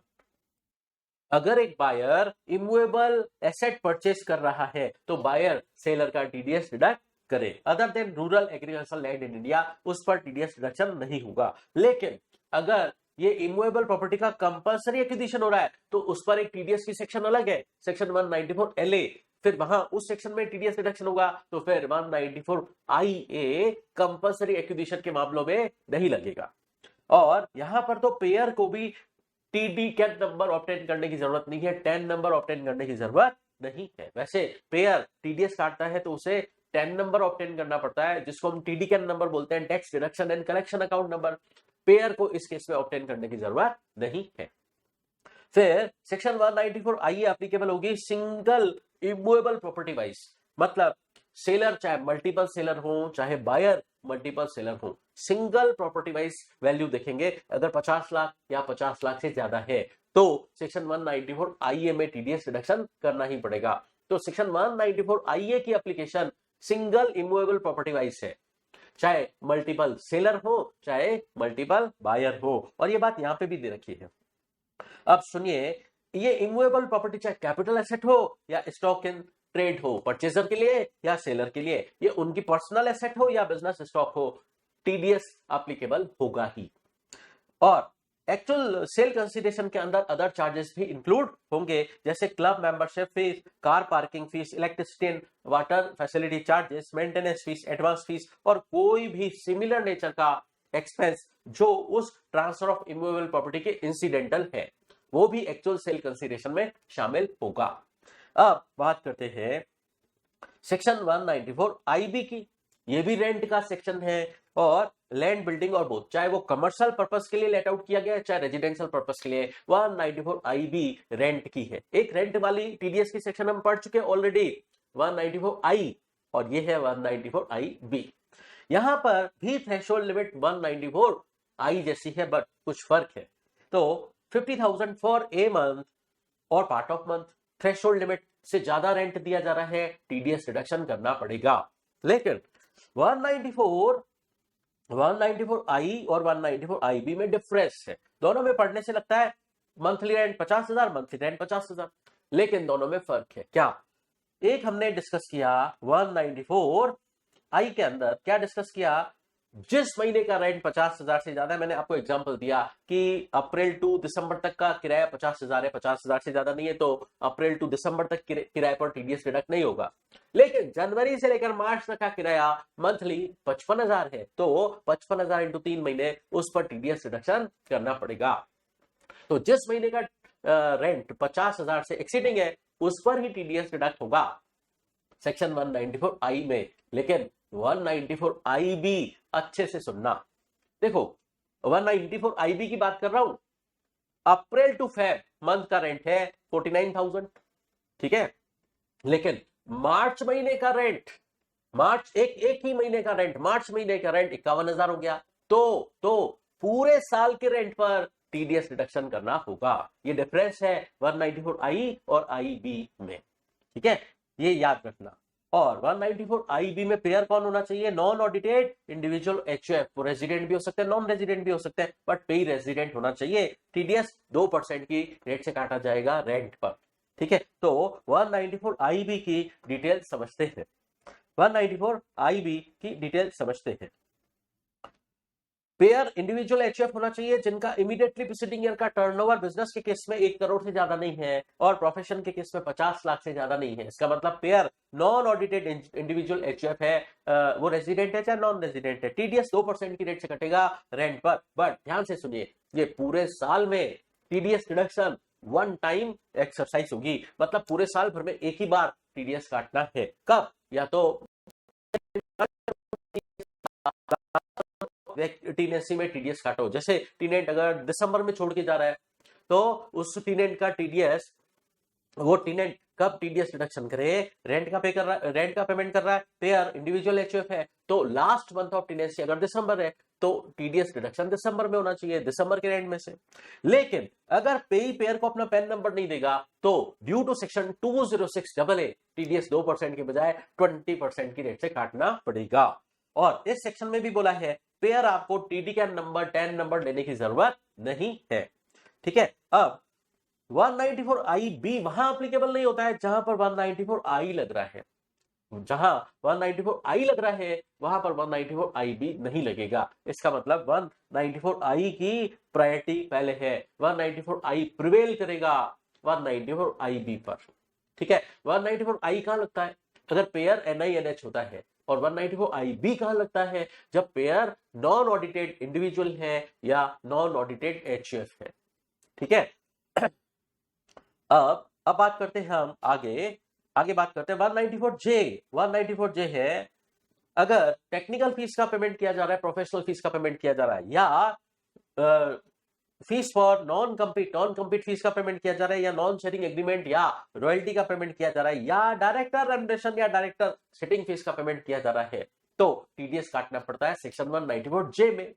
तो यहाँ थ्रेशोल्ड लिमिट क्या है? अगर एक्सीडिंग 50,000 फॉर ईच आइटम का पेमेंट किया जा रहा है, देखो ईच आइटम का मतलब क्या? टेक्निकल फीस के लिए 50,000 अलग, प्रोफेशनल फीस के लिए अलग, ईच आइटम के लिए थ्रेशोल्ड लिमिट 50,000 की अलग अलग चलेगी। लेकिन ध्यान रखिए director remuneration, director sitting fees पर हम ये थ्रेशोल्ड लिमिट चेक ही नहीं करेंगे। डायरेक्टर को रेम्युनरेशन 1 रुपया भी पे किया गया उसको प्रोफेशनल कैपेसिटी में, तो फिर टीडीएस काटना ही पड़ेगा। थ्रेशोल्ड लिमिट इस केस में नहीं लगेगी, डायरेक्टर रेम्युनरेशन पे नहीं लगती है। 194J के केस में भी पेयर NINH है, पेई रेजिडेंट है, टीडीएस काटना पड़ता है 10% की रेट से। लेकिन कुछ केसेस में 2% हो जाएगी टीडीएस की रेट।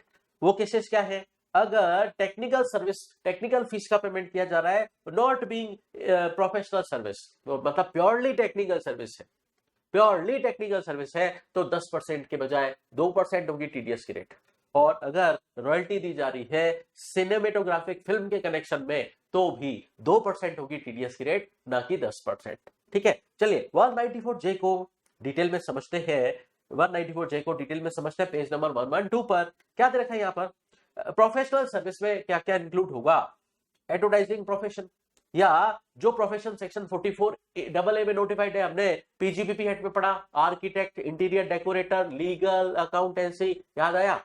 उन प्रोफेशनल सर्विसेज की फीस का पेमेंट किया जा रहा है 194J में टीडीएस काटना पड़ेगा। जैसे किसी सीए को एक कंपनी ऑडिट फीस का पेमेंट कर रही है, तो वो कंपनी उस सीए का टीडीएस ऑडिट फीस पर सेक्शन 194J में काटेगी।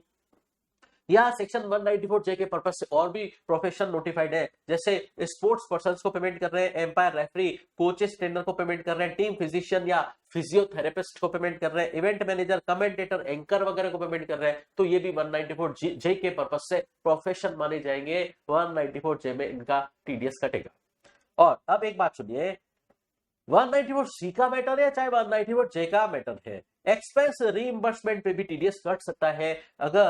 अगर पेई ने कंसोलिडेटेड बिल दिया है, पेई ने कंसोलिडेटेड बिल दिया है, अपनी fees plus out of pocket expenditure का इकट्ठा ही बिल दिया है जोड़ के, तो फिर उस सिचुएशन में पूरे अमाउंट पे टीडीएस डिडक्ट करेंगे, मतलब उस एक्सपेंस रीइंबर्समेंट वाले पार्ट पे भी टीडीएस डिडक्शन होगा।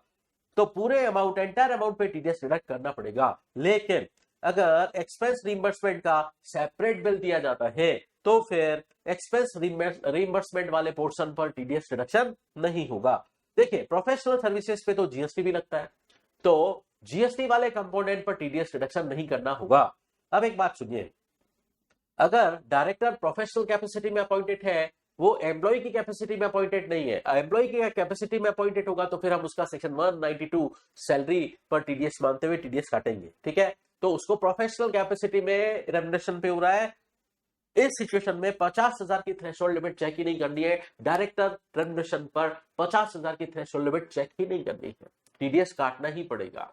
ठीक है, अब एक बात और समझते हैं जो यहां दे रखी है नीचे नोट्स में, दे रखी है, जब आप 194J के लिए पेमेंट कर रहे हो और आप पेयर, इंडिविजुअल और एचयूएफ है, दो ही चीजों पर टीडीएस काटना होगा, fees for professional service, fees for technical service, non compete fee, royalty, director remuneration वगैरह पर नहीं, सिर्फ दो चीजों पर, fees for professional service, fees for technical service. ठीक है, कौन? अगर पेयर, इंडिविजुअल, एचयूएफ है, तो सिर्फ फीस फॉर प्रोफेशनल सर्विस और फीस फॉर टेक्निकल सर्विस पर ही 194J में टीडीएस काटे।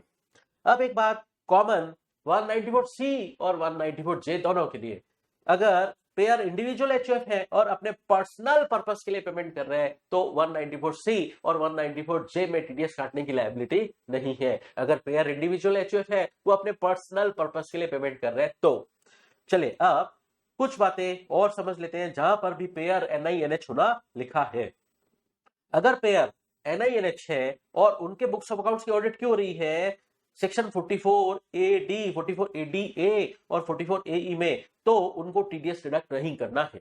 ठीक है, इसका मतलब कोई मिनिमम इनकम नहीं मान रहा है, इन प्रेज्यूम्टिव इनकम सेक्शन के हिसाब से वो मिनिमम इनकम डिक्लेयर करना नहीं मान रहा है, तो फिर उनको ऑडिट करानी पड़ती है। वो इस वजह से ऑडिट करा रहे हैं, उनका टर्नओवर लिमिट से ज्यादा नहीं है, तो उस सिचुएशन में उसको टीडीएस काटने की जरूरत नहीं है अगर पेयर इंडिविजुअल एचयूएफ है तो। लेकिन एक बात सुनिए, रेजिडेंट इंडिविजुअल है, रेजिडेंट एचयूएफ है, रेजिडेंट सिंपल पार्टनरशिप है एक्सक्लूडिंग एलएलपी, और अगर उन्होंने सेक्शन 44AD ऑप्ट किया है और उनका टर्नओवर तो 1 करोड़ से ज्यादा है, तो इन पेयर को टीडीएस काटना ही पड़ेगा। ठीक है, अब बात करते हैं, हमने 194J की बात की, अब इसमें एक बात और है, अगर कॉल सेंटर को पेमेंट कर रहे हो तो टीडीएस की रेट 2% है, पेयर NINH होना चाहिए, पेई रेजिडेंट इन इंडिया होना चाहिए। अब इसके बाद हम और भी बातें पढ़ते हैं 194K के लिए। अगर एक यूटीआई या म्यूचुअल फंड अपने यूनिट होल्डर को इनकम दे रहा है, तो पेयर कौन है? पेयर ऑल में कौन? Mutual fund. और रेजिडेंट वो पर्सन कौन है, यूनिट होल्डर, तो यहां पर वो जो पेई है वो यूनिट होल्डर है, वो रेजिडेंट होना चाहिए। म्यूचुअल फंड उस यूनिट होल्डर को इनकम दे रहा है यूनिट्स पर, तो सेक्शन 194 के में टीडीएस काटा जाए। और यहां पर थ्रेशोल्ड लिमिट है एक्सीडिंग 10,000, ठीक है, तो इनकम दे रहा है म्यूचुअल फंड अपने यूनिट होल्डर को एक्सीडिंग 10,000, तो टीडीएस काटेंगे 10% की रेट से, ठीक है। अब 194 के से रिलेटेड एक बात समझते हैं। अगर 194 के में टीडीएस कब काटते हैं, जब पेयर पे को एक्चुअल पेमेंट कर रहा है या उसके अकाउंट को अपनी बुक्स में क्रेडिट कर रहा है विच एवरेज अर्लियर। अब कुछ सिचुएशन में वो जो इनकम है पेयर पेई को क्रेडिट नहीं कर रहा है, किसी अदर अकाउंट में क्रेडिट कर रहा है। पेयर पेई के अकाउंट में वो इनकम क्रेडिट करने के बजाय किसी अदर अकाउंट या सस्पेंस अकाउंट में वो इनकम क्रेडिट कर रहा है, तो उसे भी पेई के अकाउंट में ही क्रेडिट होना माना जाएगा। Deem to be credit of such income to the account of payee, उसे पेई के अकाउंट में ही क्रेडिट होना माना जाएगा, इसका मतलब टीडीएस काटना पड़ेगा, ठीक है। अब हम समझते हैं 194 LA। मैंने पहले भी बोला था अगर कंपल्सरी एक्विजिशन हुआ इमूवेबल प्रॉपर्टी का other than rural agriculture land, तो कंपनसेशन अगर 5 लाख से एक्सीडिंग है तो टीडीएस काटना पड़ेगा। नोट नंबर 4 अभी पढ़ेंगे। पेयर ऑल, पेयर कोई भी हो, पेई रेजिडेंट होना चाहिए, टीडीएस की रेट है 10%। अब इससे रिलेटेड हम नोट नंबर 4 पढ़ते हैं। तो नोट नंबर 4 है, एक सिचुएशन में 194 LA में टीडीएस नहीं काटना है। अगर कंपनसेशन दिया जा रहा है जो कि एग्जेम्प्ट है इनकम टैक्स की लेवी से सेक्शन 96 में, तो सेक्शन 96 किसका, एक कानून बना हुआ है जिसको हम शॉर्ट में रेक्ट लार बोलते हैं। पूरे कानून का नाम क्या है, right to fair compensation and transparency in land acquisition rehabilitation and resettlement act, short में इसको हम बोलते हैं रेक्ट लार। इस कानून का सेक्शन 96 के अंदर अगर कंपनसेशन दिया जा रहा है तो टीडीएस काटना नहीं है सेक्शन 194 LA में। लेकिन अगर इस कानून के सेक्शन 46 में कंपनसेशन दिया जा रहा है तो टीडीएस काटा जाएगा सेक्शन 194 LA में। अब बात करते हैं 194 LA हमने समझ लिया। अब आगे बात करते हैं इस रेट चार्ट में ही आगे बात करते हैं 194 M की। अगर पेमेंट किया जा रहा है, पेयर है कुछ ऐसे इंडिविजुअल HF, अभी हम समझेंगे, अगर उनकी लायबिलिटी नहीं है सेक्शन 194C 194H और 194J में टीडीएस काटने की, वो अगर 194C 194H 194J में टीडीएस काटने के लिए लायबल नहीं है, तो फिर वो 194M में टीडीएस काटने के लिए लायबल माने जाएंगे। कहने का मतलब उन पर 194C 194H 194J नहीं लग रहा है, तो उन पर 194M लग सकता है, उनको टीडीएस काटना पड़ेगा। अगर वो पेमेंट कर रहे हैं 50 लाख से ज्यादा का और पेयर है सर्टेन इंडिविजुअल HF और पेई रेजिडेंट होना चाहिए, 2% की रेट से टीडीएस काटा जाए सेक्शन 194M में। तो 194M है क्या, डिटेल में बात करते हैं। 194M है पेयर है इंडिविजुअल HF जिनकी liability section 194C 194H 194J में जो टीडीएस काटने के लिए लायबल नहीं है। जैसे मैंने बोला पर्सनल पर्पस के लिए पेमेंट कर रहे हैं तो 194C 194J में टीडीएस काटने की लायबिलिटी नहीं है। पेमेंट 50 लाख से ऊपर कर रहे हैं तो 194M में टीडीएस काटा जाएगा।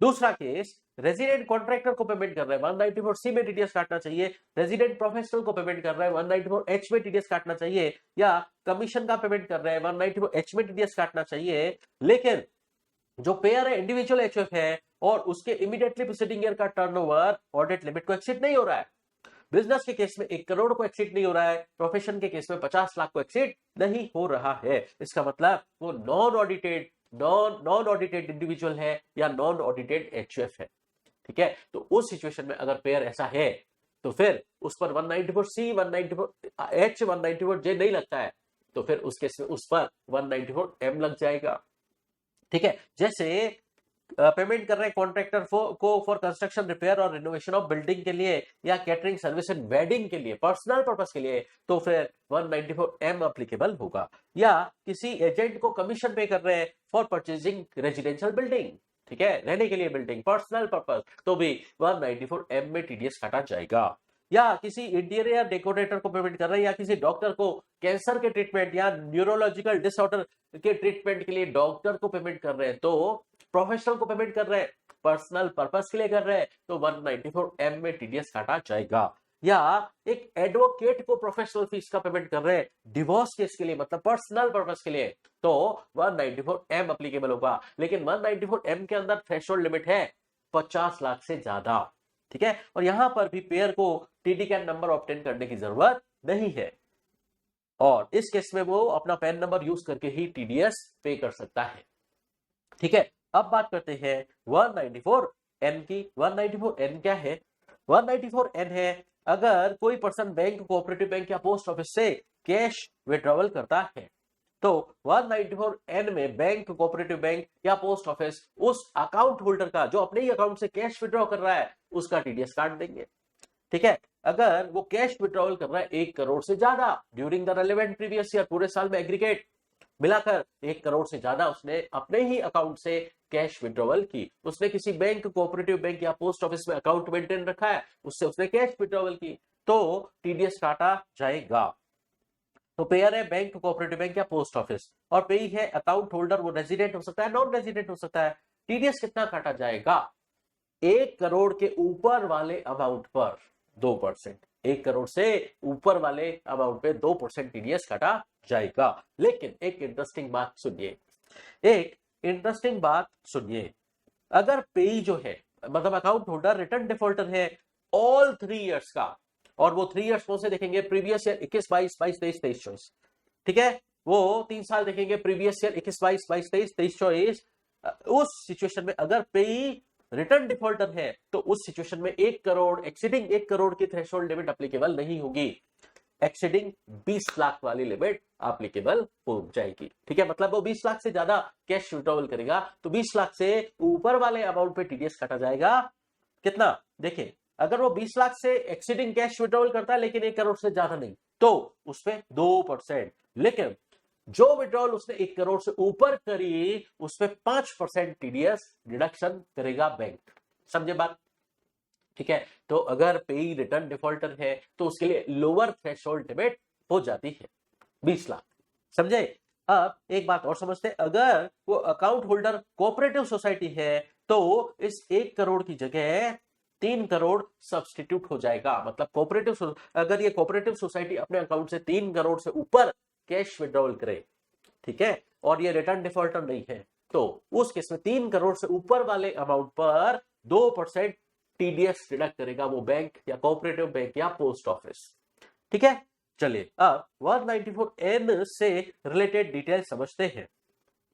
यहां पर भी कैश विड्रॉ कर रहा है एक पर्सन अपने एक ही अकाउंट से या एक ही बैंक में उसके एक से ज्यादा अकाउंट है, सेविंग अकाउंट भी है, करंट अकाउंट भी है, उन दोनों से उसने कैश विड्रॉवल की, तो क्या दोनों अकाउंट से उसने सेम बैंक, सेम एंटिटी से कैश विड्रॉवल की, तो दोनों को एग्रीगेट करके देखेंगे लिमिट चेक करने के लिए। यस, एग्रीगेट करके देखेंगे, ठीक है। तो वो 1 अकाउंट से विड्रॉवल कर रहा है या मोर अकाउंट से विड्रॉवल कर रहा है, सेम एंटिटी हम देखेंगे, ब्रांच वाइज नहीं देखेंगे, एंटिटी वाइज देखेंगे। और अगर वो थ्रेशोल्ड लिमिट को एक्सीड कर रहा है तो, और थ्रेशोल्ड लिमिट हम पढ़ चुके हैं 1 करोड़, 3 करोड़, और लोअर थ्रेशोल्ड लिमिट भी है 20 लाख। अगर टीडीएस डिडक्शन किस पे करना होगा? एक्सीडिंग वाले अमाउंट पर ही टीडीएस डिडक्शन करना होगा। लेकिन कुछ केसेस में टीडीएस नहीं डिडक्ट करना है सेक्शन 194N में।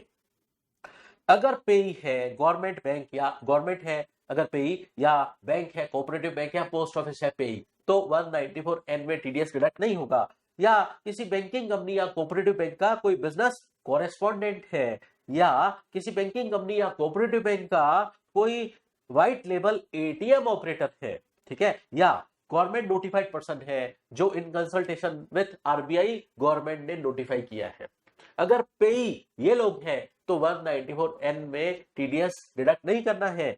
और इसके अलावा और भी केसेस हैं, फटाफट समझते हैं। 3 केसेस और हैं जहां पर 194N में टीडीएस नहीं काटा जाएगा। देखिए, कैश रिप्लेसमेंट एजेंसीज होती है या फ्रेंचाइजी एजेंट होते हैं एटीएम ऑपरेटर के, ठीक है। जैसे कैश रिप्लेसमेंट एजेंसी है, वो क्या करते हैं? एजेंसी है, कैश रिप्लेसमेंट एजेंसी है, वो जितनी भी जगह एक बैंक के एटीएम लगे हैं वहां जाकर कैश रिफिलिंग का काम करते हैं। कैश रिफिलिंग का काम करता है। और ये कैश रिप्लेसमेंट एजेंसी इसके लिए खुद एक सेपरेट बैंक अकाउंट मेंटेन करते हैं। उस सेपरेट अकाउंट से वो कैश विड्रॉ करते हैं और जगह जगह बैंकों के एटीएम में वो कैश रिफिलिंग का काम करते हैं। तो उन्होंने सेपरेट बैंक अकाउंट मेंटेन किया है और उन्होंने उस सेपरेट बैंक अकाउंट से कैश विड्रॉ की है और वो कैश रिप्लेसमेंट में यूज करेंगे, एटीएम में कैश रिफिल करके आएंगे और वो मंथली सर्टिफिकेट दे देंगे बैंक को कि हमने इस अकाउंट से जो कैश विड्रॉवल की थी वो हमने एटीएम में डिपॉजिट कर दी है, ये हमारा अमाउंट रिकंसाइल कर रहा है। इस बात का ये कैश रिप्लेसमेंट एजेंसी बैंक को मंथली सर्टिफिकेट दे देगी। तो उस सिचुएशन में बैंक वो कैश विड्रॉवल करते टाइम उनका 194N में टीडीएस नहीं काटेंगे। फिर बात कर रहे हैं एक कमीशन एजेंट है, ट्रेडर है जो ऑपरेट करता है under APMC, agricultural produce marketing committee, या ये रजिस्टर्ड होती है स्टेट लॉ में, ठीक है। तो अगर ये लोग पेमेंट कर रहे हैं किसान को, क्यों पेमेंट कर रहे हैं, ये किसान से परचेस ऑफ एग्रीकल्चरल प्रोड्यूस करते हैं, ठीक है। तो ये मंडी में एजेंट है, ठीक है, और एपीएमसी के पास रजिस्टर्ड है। ये इनके पास क्या होता है, किसान आते हैं अपनी फसल लेकर बेचने के लिए, तो ये किसानों से उनका एग्रीकल्चरल प्रोड्यूस परचेस करते हैं और उनको किसानों को पेमेंट ये कैश में करते हैं। किसानों को कैश में पेमेंट करने के लिए ये लोग अपने बैंक अकाउंट से कैश विड्रॉवल करते हैं, तो बैंक इनका टीडीएस डिडक्ट नहीं करेगा। ये बैंक को एनुअल सर्टिफिकेट दे देंगे कि हमने जो कैश विड्रॉवल किया है वो for purchase of agricultural produce किया है। तीसरा केस ऑथोराइज डीलर है या मनी चेंजर है। ऑथोराइज डीलर या मनी चेंजर करेंसी कन्वर्जन का काम करते हैं। इनके पास कस्टमर आते हैं डॉलर लेकर और डॉलर के बदले में रुपीस मांगते हैं, तो इनको अपने कस्टमर्स को रुपीस में पेमेंट करना पड़ता है। कस्टमर इनको डॉलर देगा, फॉरेन करेंसी परचेस करते हैं अपने कस्टमर से और बदले में कस्टमर को रुपीस देते हैं। तो कस्टमर को रुपीस देने के लिए इनको कैश चाहिए होता है, इसलिए ये ऑथोराइज डीलर और money changer separate bank account maintain रखते हैं और उससे ये कैश विड्रॉवल करते हैं। क्यों करते हैं, ताकि अपने ये कस्टमर से फॉरेन करेंसी परचेस कर सके। इनके पास कस्टमर कौन आते हैं, फॉरेन टूरिस्ट आते हैं, नॉन रेजिडेंट जो इंडिया में विजिट पे आए हैं वो आते हैं, और एक रेजिडेंट इंडियन है जो इंडिया में रिटर्न होके आया है, वहां से फॉरेन करेंसी लाया है, तो ये उससे वो फॉरेन करेंसी परचेस करते हैं और उनको कैश में पेमेंट करते हैं। कैश में पेमेंट करने के लिए ये इन्होंने अपने ही बैंक अकाउंट से कैश विड्रॉवल की है, तो जिस बैंक अकाउंट से कैश विड्रॉवल की है वो बैंक इनका टीडीएस डिडक्ट नहीं करेंगे। या मनी ट्रांसफर सर्विस स्कीम जो आरबीआई की है उसके तहत इनवर्ड रेमिटेंस हुई है, इंडिया में पैसा आया है किसी बेनिफिशियरी, इंडियन बेनिफिशियरी के को देने के लिए। इनवर्ड रेमिटेंस हुई है मतलब वहां उसके किसी फॉरेन रिलेटिव ने पैसा भेजा है अपने इंडियन रिलेटिव के लिए, तो उसका पैसा उस इंडियन रिलेटिव को देना है, डिस्पर्स करना है, कैश में देना है, तो इसके लिए उनको कैश चाहिए। अब ये कैश अपने बैंक अकाउंट से विड्रॉवल करेंगे तो बैंक इनका टीडीएस डिडक्ट नहीं करेगा। इसके लिए ये बैंक को एनुअल सर्टिफिकेट देंगे कि हमने कैश विड्रॉवल इस पर्पज से किया है और हमने आरबीआई की सारी गाइडलाइंस फुलफिल की है। अब पढ़ते हैं सेक्शन 194P। पेमेंट कर रहे हैं स्पेसिफाइड सीनियर सिटीजन को, और पेयर कौन है, स्पेसिफाइड बैंक, और मैं आपको बताऊंगा स्पेसिफाइड बैंक यहाँ पर सिर्फ एसबीआई ही हो सकती है। और पेई कौन होना चाहिए, पेई होना चाहिए रेजिडेंट सीनियर सिटीजन जिसकी एज कम से कम 75 साल है, कम से कम 75 साल है, ठीक है। और टीडीएस बैंक काटेगी इस रेजिडेंट स्पेसिफाइड सीनियर सिटीजन का रेट एंड फोर्स पर। मतलब क्या, रेट एंड फोर्स का मीनिंग अभी समझेंगे जहां पर हम इस सेक्शन की डिटेल समझेंगे। तो 194P की डिटेल समझते हैं। पेमेंट किया जा रहा है, स्पेसिफाइड बैंक पेमेंट कर रहा है। स्पेसिफाइड बैंक कौन, वो बैंकिंग कंपनी जो सेंट्रल गवर्नमेंट से नोटिफाइड है, प्लस वो शेड्यूल्ड बैंक है, प्लस वो आरबीआई के एजेंट के रूप में काम करती है। ये तीनों कंडीशन तो सिर्फ एसबीआई फुलफिल करता है, ठीक है। तो पेयर एसबीआई होना चाहिए, पेई स्पेसिफाइड सीनियर सिटीजन होना चाहिए जो ये कंडीशंस फुलफिल कर रहा है। क्या कंडीशन फुलफिल कर रहा है, उसके इस स्पेसिफाइड बैंक में कोई बैंक अकाउंट ओपन है, उस बैंक अकाउंट में इसकी पेंशन की इनकम आती है। इसकी पेंशन की इनकम उसी बैंक में बैंक अकाउंट ओपन कर रखा है, उसी बैंक में इसकी पेंशन आती है। जैसे मान लो ये कहीं जॉब करता था, आज इस बैंक में इसने अकाउंट ओपन कर रखा है अपने एम्प्लॉयर से, पेंशन उसको इस बैंक अकाउंट में आती है, और इस सीनियर सिटीजन के और कोई इनकम है ही नहीं एक्सेप्ट इस सीनियर सिटीजन में हो सकता है बैंक में एफडी करा रखी हो, आरडी करा रखी हो, बैंक में सेविंग अकाउंट ओपन कर रखा है इसी बैंक में, तो इस एफडी पर या आरडी पर या सेविंग अकाउंट पे इंटरेस्ट की इनकम आ रही है, वो भी इसी बैंक से ही आ रही है जहां पर इसने पेंशन रिसीव करने के लिए बैंक अकाउंट ओपन कर रखा है। तो इसकी इन जनरल कोई इनकम नहीं होनी चाहिए सिवाय इस इंटरेस्ट इनकम के अलावा। ठीक है, अब कहने का मतलब इस बैंक को इस स्पेसिफाइड सीनियर सिटीजन की सारी इनकम की जानकारी है कि इसको पेंशन कितनी आती है, इसको इंटरेस्ट इनकम वगैरह कितनी होती है। तो ये बैंक क्या करेगा, रेट इन फोर्स से ये बैंक इस सीनियर सिटीजन का टीडीएस डिडक्ट कर लेगा। ठीक है, और इसके लिए ये सीनियर सिटीजन इस बैंक को ऑथोराइज करेगा डिक्लेरेशन देकर कि आप मेरा सारी इनकम कैलकुलेट कर रहे हो, सारी इनकम आप ही कैलकुलेट कर रहे हो, आपको पता ही है मेरे को पेंशन कितनी आती है, आपको पता ही है मेरे को इंटरेस्ट इनकम कितनी है। ठीक है, तो मेरी सारी इनकम आपको पता है, तो मेरी सारी टोटल इनकम पर जो भी टैक्स रेट्स एप्लीकेबल है उस रेट से आप मेरा टीडीएस काट लो। इसके लिए वो सीनियर सिटीजन स्पेसिफाइड बैंक को ऑथोराइज कर रहा है डिक्लेरेशन देकर। ठीक है, तो बैंक उसका टीडीएस रेट इन फोर्स से काट लेगी, रेट्स इन फोर्स से काट लेगी, मतलब जो भी एप्लीकेबल टैक्स रेट्स है उससे। अब ऐसा करने से क्या होगा, सारी इनकम पर तो इस स्पेसिफाइड सीनियर सिटीजन का जो भी टैक्स बनता था इस बैंक ने टीडीएस के रूप में काट लिया। अब इस स्पेसिफाइड सीनियर सिटीजन को एक फायदा मिलेगा, इसको अपना आईटीआर फाइल करने से एग्जम्पशन मिल जाएगा। क्यों, गवर्नमेंट का कहना है इससे हमको सारा टैक्स टीडीएस के रूप में मिल गया, तो अब इस सीनियर सिटीजन को रिटर्न फाइलिंग की रिक्वायरमेंट से एग्जेम्प्ट किया जाता है। ठीक है, अब हम पढ़ते हैं सेक्शन 194Q। अब हम पढ़ते हैं 194Q, परचेस। बायर परचेस कर रहा है गुड्स, और अगर पूरे साल में वो सेम सेलर से एक्सीडिंग 50 लाख का गुड्स परचेस करता है तो बायर सेलर का टीडीएस डिडक्ट करेगा। बायर रेजिडेंट हो सकता है, नॉन रेजिडेंट हो सकता है, लेकिन सेलर तो रेजिडेंट नहीं होना चाहिए। टीडीएस कितना काटा जाएगा, 50 लाख के ऊपर वाली वैल्यू पर 0.1%। ठीक है, तो गुड्स परचेस पे भी टीडीएस काटना पड़ता है सेक्शन 194Q में। अगर सेम सेलर से पूरे साल में अलग अलग टाइमिंग पर माल परचेस किया और 50 लाख से ज्यादा परचेस किया, तो जो 50 लाख के ऊपर वाली वैल्यू है उसका 0.1% बायर सेलर का टीडीएस डिडक्ट करे। बायर रेजिडेंट नॉन रेजिडेंट कोई भी हो सकता है, लेकिन सेलर तो रेजिडेंट ही होना चाहिए, तो सेक्शन लग जाता है 194Q। 194Q डिटेल में समझते हैं, 194Q डिटेल में समझते हैं। बायर को एक कंडीशन और फुलफिल करनी पड़ेगी, बायर का इमीडिएटली प्रीसीडिंग फाइनेंशियल ईयर का टर्नओवर से ग्रॉस रिसीव्स 10 करोड़ को एक्सीड करनी चाहिए, तभी उस पर 194Q एप्लीकेबल होगा। ठीक है, और ये 10 करोड़ कंप्यूट करने के लिए टर्नओवर के अंदर नॉन बिजनेस एक्टिविटी वाला टर्नओवर इंक्लूड नहीं करेंगे, प्योर सिर्फ बिजनेस से जो सेल्स टर्नओवर है वही कंसीडर किया जाएगा, नॉन बिजनेस एक्टिविटी का टर्नओवर इग्नोर किया जाएगा 10 करोड़ की लिमिट चेक करने के लिए। तो इसका मतलब बायर का इमीडिएटली प्रीसीडिंग ईयर का टर्नओवर 10 करोड़ से ज्यादा होना चाहिए।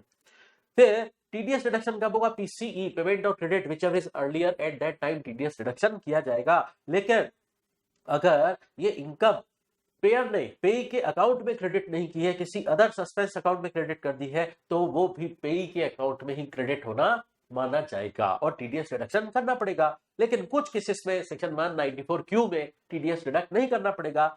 अगर किसी दूसरे टीडीएस के सेक्शन में टीडीएस की लायबिलिटी है तो फिर 194Q एप्लीकेबल नहीं होगा, या टीसीएस कलेक्टेबल है, मतलब टीसीएस का सेक्शन लग रहा है सेक्शन 206C, तो भी 194Q एप्लीकेबल नहीं होगा। इसका मतलब 194Q कब नहीं लगता है, जब टीडीएस का कोई दूसरा सेक्शन लग रहा है या टीसीएस का सेक्शन लग रहा है, तो 194Q वाला टीडीएस का सेक्शन नहीं लगेगा। अब हम समझते हैं कुछ और केसेस में भी 194Q वाला टीडीएस का सेक्शन नहीं लगेगा, जो सिक्योरिटीज मार्केट में ट्रांजैक्शन हो रहे हैं या कमोडिटीज मार्केट में रिकॉग्नाइज्ड स्टॉक एक्सचेंज में या रिकॉग्नाइज्ड क्लियरिंग सिस्टम पर ट्रांजैक्शन हो रहे हैं, परचेज सेल हो रही है, उस पे भी 194Q में टीडीएस डिडक्शन नहीं करना है। इसके अलावा इलेक्ट्रिसिटी परचेस होती है, रिन्यूएबल एनर्जी सर्टिफिकेट परचेस होते हैं, एनर्जी सेविंग सर्टिफिकेट परचेस होते हैं, पता है कहां पर, पावर एक्सचेंजेस में, तो उन ट्रांजैक्शंस पे भी 194Q में टीडीएस डिडक्ट नहीं होगा। जैसे मिस्टर राधे ने 10,000 शेयर्स परचेस किए रिलायंस इंडस्ट्रीज लिमिटेड के बीएससी पर, तो 194Q में इस परचेस पर टीडीएस डिडक्ट नहीं होगा। अब ये जो वैल्यू कंसीडर करेंगे हम, हमने पढ़ा वैल्यू देखेंगे, हम कौन सी देखेंगे वैल्यू, हम देखेंगे परचेज कंसीडरेशन जो 50 लाख के ऊपर वाला है उस पर 0.1%। तो ये जो परचेज कंसीडरेशन देखेंगे ना वो एक्सक्लूडिंग जीएसटी वाला देखेंगे, वो एक्सक्लूडिंग जीएसटी वाला देखेंगे, या और कोई इनडायरेक्ट टैक्स एप्लीकेबल है जैसे एक्साइज ड्यूटी वगैरह, वैट वगैरह, तो वो इनडायरेक्ट टैक्सेस हटा के देखेंगे। जीएसटी लग रहा है, इनडायरेक्ट टैक्सेस लग रहा है, वो हटा के देखेंगे। परचेज कंसीडरेशन हम एक्सक्लूडिंग जीएसटी और अदर इनडायरेक्ट टैक्सेस देखेंगे। ठीक है, वो बात यहां दे रखी है, वो बात यहां दे रखी है। अब एक बात और समझते हैं, अगर पेमेंट पहले हो रहा है, ठीक है, तो पूरे अमाउंट पर टीडीएस डिडक्ट करना पड़ेगा, क्योंकि उस पेमेंट के अंदर इनडायरेक्ट टैक्स कितना है ये पता नहीं पड़ेगा। ठीक है, अगर पेमेंट कर रहे हैं, एडवांस पेमेंट कर रहे हैं, तो एडवांस पेमेंट के अंदर अभी इनवॉइस आया नहीं है, बिल आया नहीं है अभी तक, बिल आएगा तब हमें पता पड़ेगा कि ओरिजिनल परचेज वैल्यू क्या है और जीएसटी कितना है।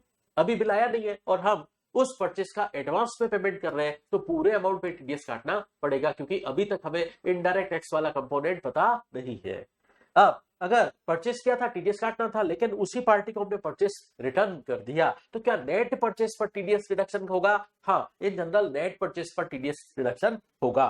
ठीक है, तो लेकिन अगर टीडीएस पहले ही काट दिया तो ज्यादा काट दिया टीडीएस। अगर टीडीएस पहले ही काट दिया, परचेस रिटर्न बाद में हुई, तो इसका मतलब ज्यादा टीडीएस काट लिया। अगर सेम सेलर से और नेक्स्ट परचेस करें, तो फिर एट दैट टाइम उस टीडीएस का एडजस्टमेंट करेंगे, नेक्स्ट परचेस पर टीडीएस कम काटेंगे। अब लेकिन अगर परचेस रिटर्न सेलर ने रिप्लेस कर दी, माल वैसा वैसा सही क्वालिटी का भेज दिया, तो फिर कोई एडजस्टमेंट करने की जरूरत नहीं है, सही काटा था टीडीएस। अब एक बात और समझते हैं, बायर नॉन रेजिडेंट हो सकता है, सेक्शन एप्लीकेबल है। बायर नॉन रेजिडेंट भी हो सकता है, रेजिडेंट भी हो सकता है। बायर नॉन रेजिडेंट भी हो सकता है, रेजिडेंट भी हो सकता है। सेलर रेजिडेंट होना चाहिए, तो बायर तो नॉन रेजिडेंट भी हो सकता है। लेकिन बायर नॉन रेजिडेंट है तो उसमें 194Q तभी एप्लीकेबल होगी जब उस बायर नॉन रेजिडेंट का इंडिया में परमानेंट एस्टेब्लिशमेंट है। फिर अगर सेलर की सारी इनकम एग्जेम्प्ट है, या तो सेक्शन 10 में या किसी कानून में, तो फिर बायर उस सेलर का टीडीएस डिडक्ट नहीं करेगा। फिर एक सर्कुलर है जो हम टीसीएस चैप्टर के बाद पढ़ेंगे, तो अभी इसको पेंडिंग रखते हैं, मैंने यहां दे भी रखा है, ये टीसीएस चैप्टर के बाद पढ़ना है।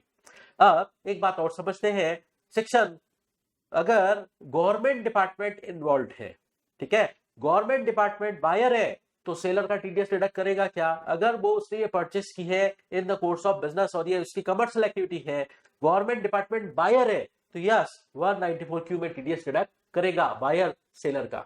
लेकिन इसका मतलब क्या, कोई पब्लिक सेक्टर अंडरटेकिंग है, या कोई गवर्नमेंट कॉर्पोरेशन है, या कोई गवर्नमेंट बॉडी एंटिटी है, तो यस वो अगर बायर है टीडीएस काटेंगे 194Q में सेलर का। लेकिन अगर गवर्नमेंट डिपार्टमेंट सेलर है, तो फिर 194Q में टीडीएस डिडक्ट नहीं करेगा बायर इस गवर्नमेंट सेलर का, गवर्नमेंट सेलर का वो बायर टीडीएस डिडक्ट नहीं करेगा 194Q में। चलिए, अब 194Q के बाद आते हैं हम 194R डिस्कस करते हैं। 194R क्या है? अगर एक पर्सन बेनिफिट और परक्यूजिट प्रोवाइड कर रहा है in the course of business और प्रोफेशन, और वो बेनिफिट चाहे इन कैश है या काइंड है, पार्टली इन कैश है या पार्टली इन काइंड है, और वैल्यू ऑफ बेनिफिट और परक्यूजिट पूरे साल का एग्रीगेट वैल्यू 20,000 को एक्सीड कर रही है, तो और पेयर NINH होना चाहिए। वो रेजिडेंट भी हो सकता है, नॉन रेजिडेंट भी हो सकता है। NINH का मीनिंग आपको मैंने बता दिया, और जहां पर भी पेयर NINH होना लिखा है वहां पर पेई का रेजिडेंट होना ही लिखा है। ठीक है, और एग्रीगेट वैल्यू 20,000 से ज्यादा है, और वो वैल्यू देखते वक्त हम उसमें से जीएसटी एक्सक्लूड करके देखेंगे, और उस बेनिफिट और परक्यूजिट की जो भी वैल्यू है उस पे 10% टीडीएस डिडक्ट होगा सेक्शन 194R में। ठीक है, अब 194R को डिटेल में समझते हैं। 194R क्या है? बेनिफिट और परक्यूजिट दिया जा रहा है in the course of business और प्रोफेशन, तो जो भी प्रोवाइड करने वाला पर्सन है वो टीडीएस काटेगा, सेक्शन 194R में टीडीएस काटेगा। अगर प्रोवाइडर ने बेनिफिट और परक्यूजिट होलली इन काइंड दिया है, या partly in cash partly in kind दिया है, लेकिन कैश पार्ट टीडीएस लायबिलिटी को मीट आउट करने के लिए सफिशिएंट नहीं है, तो उस सिचुएशन में वो प्रोवाइडर बेनिफिट और परक्यूजेट रिलीज करने से पहले इंश्योर करेगा कि इस बेनिफिट और परक्यूजेट का टीडीएस गवर्नमेंट को पेड हो गया है। ठीक है, तो 194 आर में टीडीएस उस बेनिफिट और परक्यूजेट पे काटना पड़ सकता है। बेनिफिट और परक्यूजेट कॉन्ट्रेक्चुअल नेचर के हो सकते हैं या ग्रेचुइटस नेचर के हो सकते हैं। जैसे कोई पर्सन फ्री सैंपल दे रहा है in the course of business और प्रोफेशन, टीडीएस काटना पड़ेगा सेक्शन 194 आर में। या कोई पर्सन इंसेंटिव दे रहा है कैश में या काइंड में, जैसे car, TV, computer, gold chain, mobile phone दे रहा है। फॉर एग्जाम्पल, एक टीवी मैन्युफैक्चरिंग कंपनी एक शोरूम को इंसेंटिव दे रही है सेल्स टारगेट अचीव करने पर, तो उस पर टीडीएस काटा जाएगा क्योंकि वो उस शोरूम के लिए बेनिफिट और परक्यूजेट माना जाएगा। लेकिन अगर डिस्काउंट और रिबेट दिया जा रहा है तो फिर वो कोई बेनिफिट और परक्यूजेट नहीं माना जाएगा, उस पर 194 में टीडीएस एप्लीकेबल नहीं होगा। एक पर्सन रेसिपिएंट को कोई ट्रिप स्पॉन्सर कर रहा है या उसके रिलेटिव को टारगेट अचीव करने पर, ठीक है, या कोई इवेंट ऑर्गेनाइज हो रहा है उसकी फ्री टिकट दे रहा है, तो वो रेसिपिएंट के लिए बेनिफिट और परक्यूजेट है। अगर वो बेनिफिट और परक्यूजेट रेसिपिएंट को in the course of business और प्रोफेशन मिल रहा है तो प्रोवाइडर जो है वो टीडीएस काटेगा सेक्शन 194 में। फिर अगर मेडिसिन दी जा रही है सैंपल के तौर पर फ्री डॉक्टर्स को, तो वो फार्मा कंपनी डॉक्टर्स का टीडीएस डिडक्ट करेगी, क्योंकि वो फार्मा कंपनी डॉक्टर्स को ये मेडिसिन फ्री में प्रोवाइड कर रहे हैं, ये उन डॉक्टर्स के लिए बेनिफिट और परक्यूजेट है in the course of business और प्रोफेशन। फिर अगर एक कंपनी है अपने प्रोडक्ट की मार्केटिंग के लिए, पब्लिसिटी के लिए किसी सोशल मीडिया इन्फ्लुएंसर को कुछ पेमेंट कर रही है, वो प्रोडक्ट ही दे रही है, तो भी वो उस इन्फ्लुएंसर के हिट्स में बेनिफिट है, परक्यूजेट है, वो प्रोवाइडर उसका टीडीएस डिडक्ट करे। अब एक बात और समझिए, एक पार्टनरशिप हम अपने पार्टनर को अपने रेजिडेंशियल प्रीमाइसेस का यूज अलाउ कर रही है, कार और टेलीफोन फैसिलिटी दे रही है, तो वो पार्टनरशिप हम इस पार्टनर को बेनिफिट और परक्यूजेट प्रोवाइड कर रही है। 194 में इस बेनिफिट और परक्यूजेट की वैल्यू पर टीडीएस डिडक्शन करेगी अगर वैल्यू 20,000 से एक्सीडिंग है पर एनम। ठीक है, अब पेयर को कभी चेक करना ही नहीं है कि ये बेनिफिट और परक्यूजेट रेसिपिएंट के हैंड्स में टैक्सेबल है या नहीं, ये पेयर को चेक करना ही नहीं है, टीडीएस एप्लीकेबल होगा ही। अब ये बेनिफिट और परक्यूजेट किसी भी नेचर का हो सकता है, रेसिपिएंट के लिए हो सकता है ये कैपिटल एसेट हो, ठीक है, जैसे कार, मोबाइल, लैंड बिल्डिंग वगैरह, ठीक है, तो उस पर भी 194 में टीडीएस डिडक्ट होगा। और रेसिपिएंट के लिए अगर ये एसेट है और ये टैक्सेबल हो गई, भले उसको पीजीबीपी हेड में टैक्सेबल है, वो उसकी फेयर मार्केट वैल्यू पर डेप्रिसिएशन भी क्लेम कर सकता है, बट पेयर जो प्रोवाइडर है उसको तो टीडीएस काटना ही पड़ेगा। अब एक बात और समझते हैं, सोनी इंडिया लिमिटेड ने एक ऑफर निकाला अपने रिटेलर्स के लिए, बाय 5 गेट 2 फ्री, ठीक है, टीवी दे रहे हैं, टीवी दे रहे हैं सोनी इंडिया लिमिटेड अपने रिटेलर्स को कि आप सिर्फ 5 टीवी खरीदो, हम आपको 7 देंगे। तो क्या माना जाएगा, पेमेंट होगा सिर्फ 5 टीवी का, लेकिन वो 5 टीवी का पेमेंट 7 टीवी का पेमेंट माना जाएगा, और इस सिचुएशन में से कोई परक्यूजेट नहीं माना जाएगा, 2 टीवी परक्यूजेट में रिसीव होना नहीं माना जाएगा, और सोनी इंडिया लिमिटेड 194 में टीडीएस काटने के लिए लायबल नहीं है। ठीक है, लेकिन अगर फ्री सैंपल दिए गए हैं तो 194 में टीडीएस काटना पड़ेगा। अब बात करते हैं एग्जाम्पल से, रैनबैक्सी लेबोरेटरी है, वो डॉक्टर आलोक गुप्ता को फ्री सैंपल दे रहे मेडिसिन के 48,000 एक्सक्लूडिंग जीएसटी वैल्यू है। अगर डॉक्टर आलोक गुप्ता गोयल हॉस्पिटल जोधपुर में पहला केस अगर एम्प्लॉय है तो क्या होगा, और अगर ये डॉक्टर हॉस्पिटल में कंसल्टेंट है, प्रोफेशनल कैपेसिटी में एंगेज है तो क्या होगा, दोनों सिचुएशन।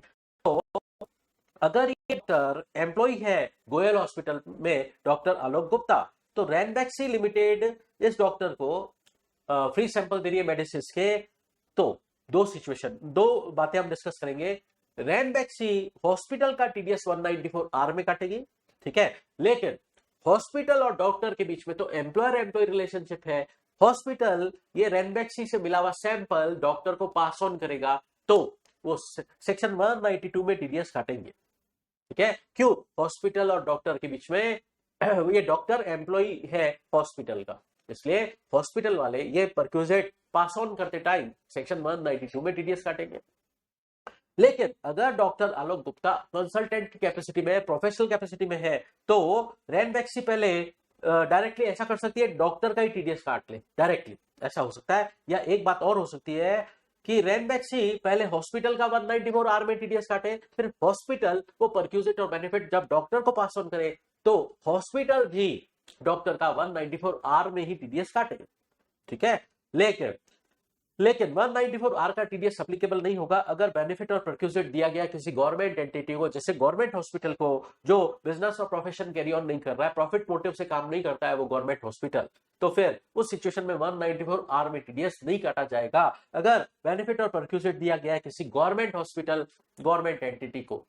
फिर बात करते हैं हम एप्पल आईएनसी है जो नॉन रेजिडेंट है, इन्होंने आईफोन दिया, मोबाइल दिया 60,000 का भुवन बाम को जो सोशल मीडिया इन्फ्लुएंसर है, एडवर्टाइजिंग पर्पस के लिए दिया। फिर 2 फरवरी 2026 को भुवन बाम को एक्सेसरीज 12,000 की और दी, ये भी एडवर्टाइजिंग पर्पस के लिए दी।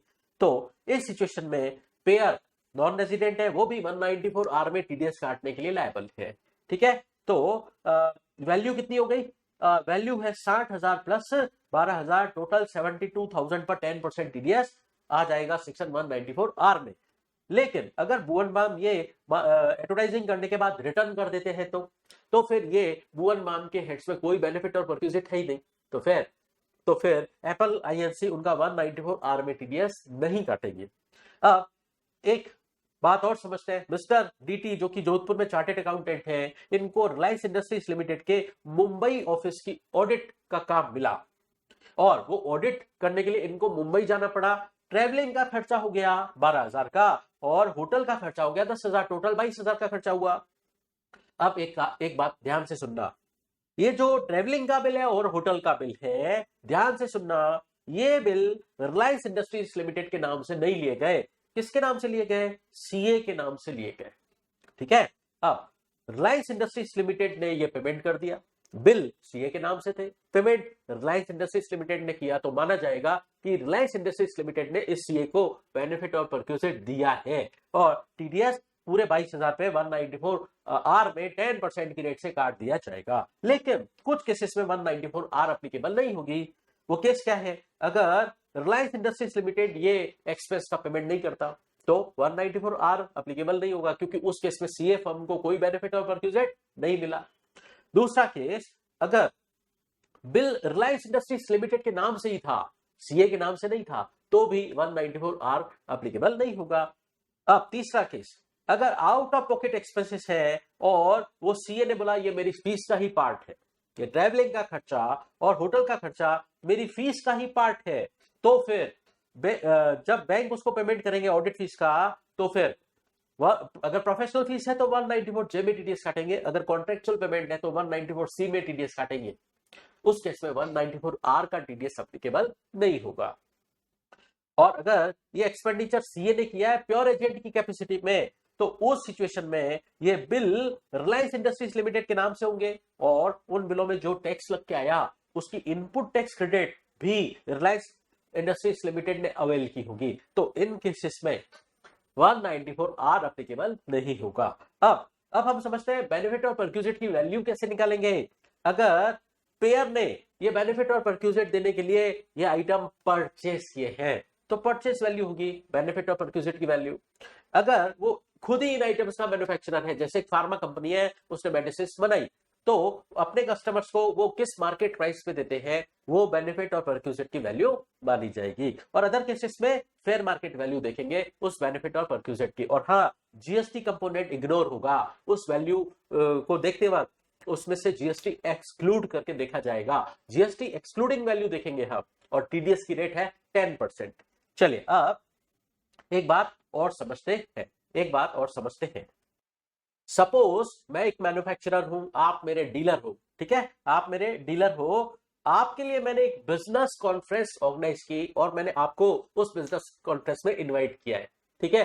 तो अगर मैंने ये कॉन्फ्रेंस ऑर्गेनाइज की है नए प्रोडक्ट की लॉन्चिंग पर, मैंने आपको बुलाया, वहां मैं आपको खिला पिला रहा हूं, तो आपको बेनिफिट और परक्यूजिट मिला, ठीक है। वो अगर बिजनेस कॉन्फ्रेंस मैंने अपने नए प्रोडक्ट की लॉन्चिंग के लिए रखी है, तो इस सिचुएशन में मैं ये जो एक्सपेंडिचर कर रहा हूं ये आपके लिए, आप डीलर के लिए कोई बेनिफिट और परक्यूजिट नहीं बना जाएगा। अगर मैं आपको डिस्कशन के लिए बुला रहा हूं, ये बताने के लिए हमारा प्रोडक्ट दूसरों से बेहतर है, या मैं आपसे ऑर्डर लेने के लिए आपको बुला रहा हूं बिजनेस कॉन्फ्रेंस में, या आपको सेल्स टेक्निक समझाने के लिए मैं आपको बिजनेस कॉन्फ्रेंस में इनवाइट कर रहा हूं, या आपके जो डाउट हैं, क्वेरीज हैं, उनको सॉल्व करने के लिए आपको इनवाइट कर रहा हूं, या आपके अकाउंट्स की मैचिंग रिकंसिलिएशन के लिए आपको इनवाइट कर रहा हूं बिजनेस कॉन्फ्रेंस में। उस बिजनेस कॉन्फ्रेंस में मैं आप पर एक्सपेंडिचर करूंगा, वो आपके लिए बेनिफिट और परक्विजिट नहीं माना जाएगा, और उस केस में मैं आपका 194 आर में टीडीएस नहीं काटूंगा। लेकिन कुछ केसेस में मैं जो ये एक्सपेंडिचर करूंगा वो आपके लिए बेनिफिट और परक्विजिट माना जाएगा। कब? अगर कॉन्फ्रेंस के साथ साथ मैं आपको कोई लेजर ट्रिप या कोई बेनिफिट प्रोवाइड कर रहा हूं, जैसे मैं आपको शिप में घुमाने ले गया, ठीक है, उसका सारा खर्चा मैंने उठाया, तो वो आपके लिए बेनिफिट और परक्विजिट है, ये माना जाएगा कि मैंने आपको घुमाया, जर्नी कराई, तो वो आपके लिए बेनिफिट और परक्विजिट है। मैंने आपको ये बेनिफिट और परक्विजिट दिया है, मैं उसकी वैल्यू पर टीडीएस काटने के लिए लायबल हूं 194 आर में। फिर अगर अगर आप तो बिजनेस कॉन्फ्रेंस में आए हो लेकिन साथ साथ में फैमिली मेंबर्स को लेके आए हो, तो उस पर, उन फैमिली मेंबर्स पर मैं खर्चा कर रहा हूं, तो मैं ये माना जाएगा कि मैं आपको कोई बेनिफिट और परक्विजिट दे रहा हूं, 194 आर में टीडीएस एप्लीकेबल होगा। फिर फॉर एग्जांपल बिजनेस कॉन्फ्रेंस थी 18 अगस्त को, ठीक है, तो एक दिन पहले का, एक दिन पहले और एक दिन बाद का, ठीक है, तो आप 18 अगस्त की बिजनेस कॉन्फ्रेंस अटेंड करने के लिए एक दिन पहले आ गए और एक दिन बाद गए, ठीक है, तो टोटल 3 दिन का जो खर्चा होगा वो आपके लिए, मैं वो खर्चा करूंगा आपके लिए, वो आपके लिए बेनिफिट और परक्विजिट नहीं माना जाएगा, ठीक है। तो यहां कह रहे हैं एक्सपेंडिचर इनकर किया मैंने पार्टिसिपेंट्स पर प्रायर स्टे का, एक दिन पहले का, और ओवर स्टे मतलब बिजनेस कॉन्फ्रेंस के एक दिन बाद भी आप रुके रहे, तो उसे आपके हेड्स में बेनिफिट और परक्विजिट नहीं माना जाएगा, ठीक है। लेकिन अगर आप उससे भी पहले आ गए और बाद तक रुके, मैंने तब भी आपके लिए एक्सपेंडिचर किया, ठीक है, तो उस सिचुएशन में जैसे मैंने आपके लिए 5 दिन एक्सपेंडिचर किया, ठीक है, तो 5 में से ये 3 दिन का तो आपका कोई बेनिफिट और परक्विजिट नहीं माना जाएगा, लेकिन जो एक्स्ट्रा के 2 दिन है उनमें मैंने आपके लिए एक्सपेंडिचर किया, वो आपके लिए बेनिफिट और परक्विजिट माना जाएगा, और मैं प्रोवाइड कर रहा हूं वो बेनिफिट और परक्विजिट, तो मैं आपका उस बेनिफिट और परक्विजिट की वैल्यू पर टीडीएस काटूंगा, ठीक है। अब एक बात और समझते हैं, अगर मैं ये बेनिफिट और परक्विजिट आपको ग्रुप एक्टिविटी में दे रहा हूं, बहुत सारा ग्रुप है, ठीक है, सारे डीलर आए हैं और मैं सबको ये बेनिफिट और परक्विजिट दे रहा हूं ग्रुप में, तो और मेरे लिए ये मैच कर पाना इम्पॉसिबल है कि हर डीलर को कितना कितना बेनिफिट मिला है, परक्विजिट मिला है इंडिविजुअली, तो उस केस में मैं प्रोवाइडर ये ऑप्ट कर सकता हूं कि मैं ये एक्सपेंडिचर ही अपनी बिजनेस इनकम के लिए कैलकुलेट करते टाइम ये एक्सपेंडिचर ही क्लेम ना करूं। अगर मैं ऐसा करता हूं तो मैं आपको जो बेनिफिट और परक्विजिट दे रहा हूं उस पर 194 आर एप्लीकेबल नहीं होगा, और कुछ और केसेस में भी 194 आर एप्लीकेबल नहीं होता है।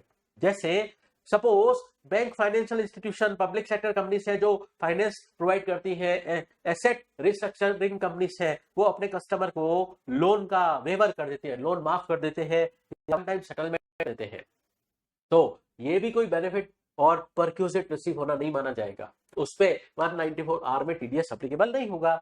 और अगर पेयर फॉरेन एम्बेसी है तो भी 194 आर में टीडीएस डिडक्ट नहीं करना है, या एक कंपनी अपने शेयर होल्डर को बोनस शेयर्स और राइट शेयर्स इश्यू कर रही है, तो ये भी उन शेयर होल्डर्स के लिए परक्विजिट और बेनिफिट नहीं माना जाएगा, 194 आर में टीडीएस डिडक्ट नहीं करना होगा। ये था अपना 194 आर। अब इस बार से क्या है, एक और नया सेक्शन आया है, रेट चार्ट से पढ़ते हैं।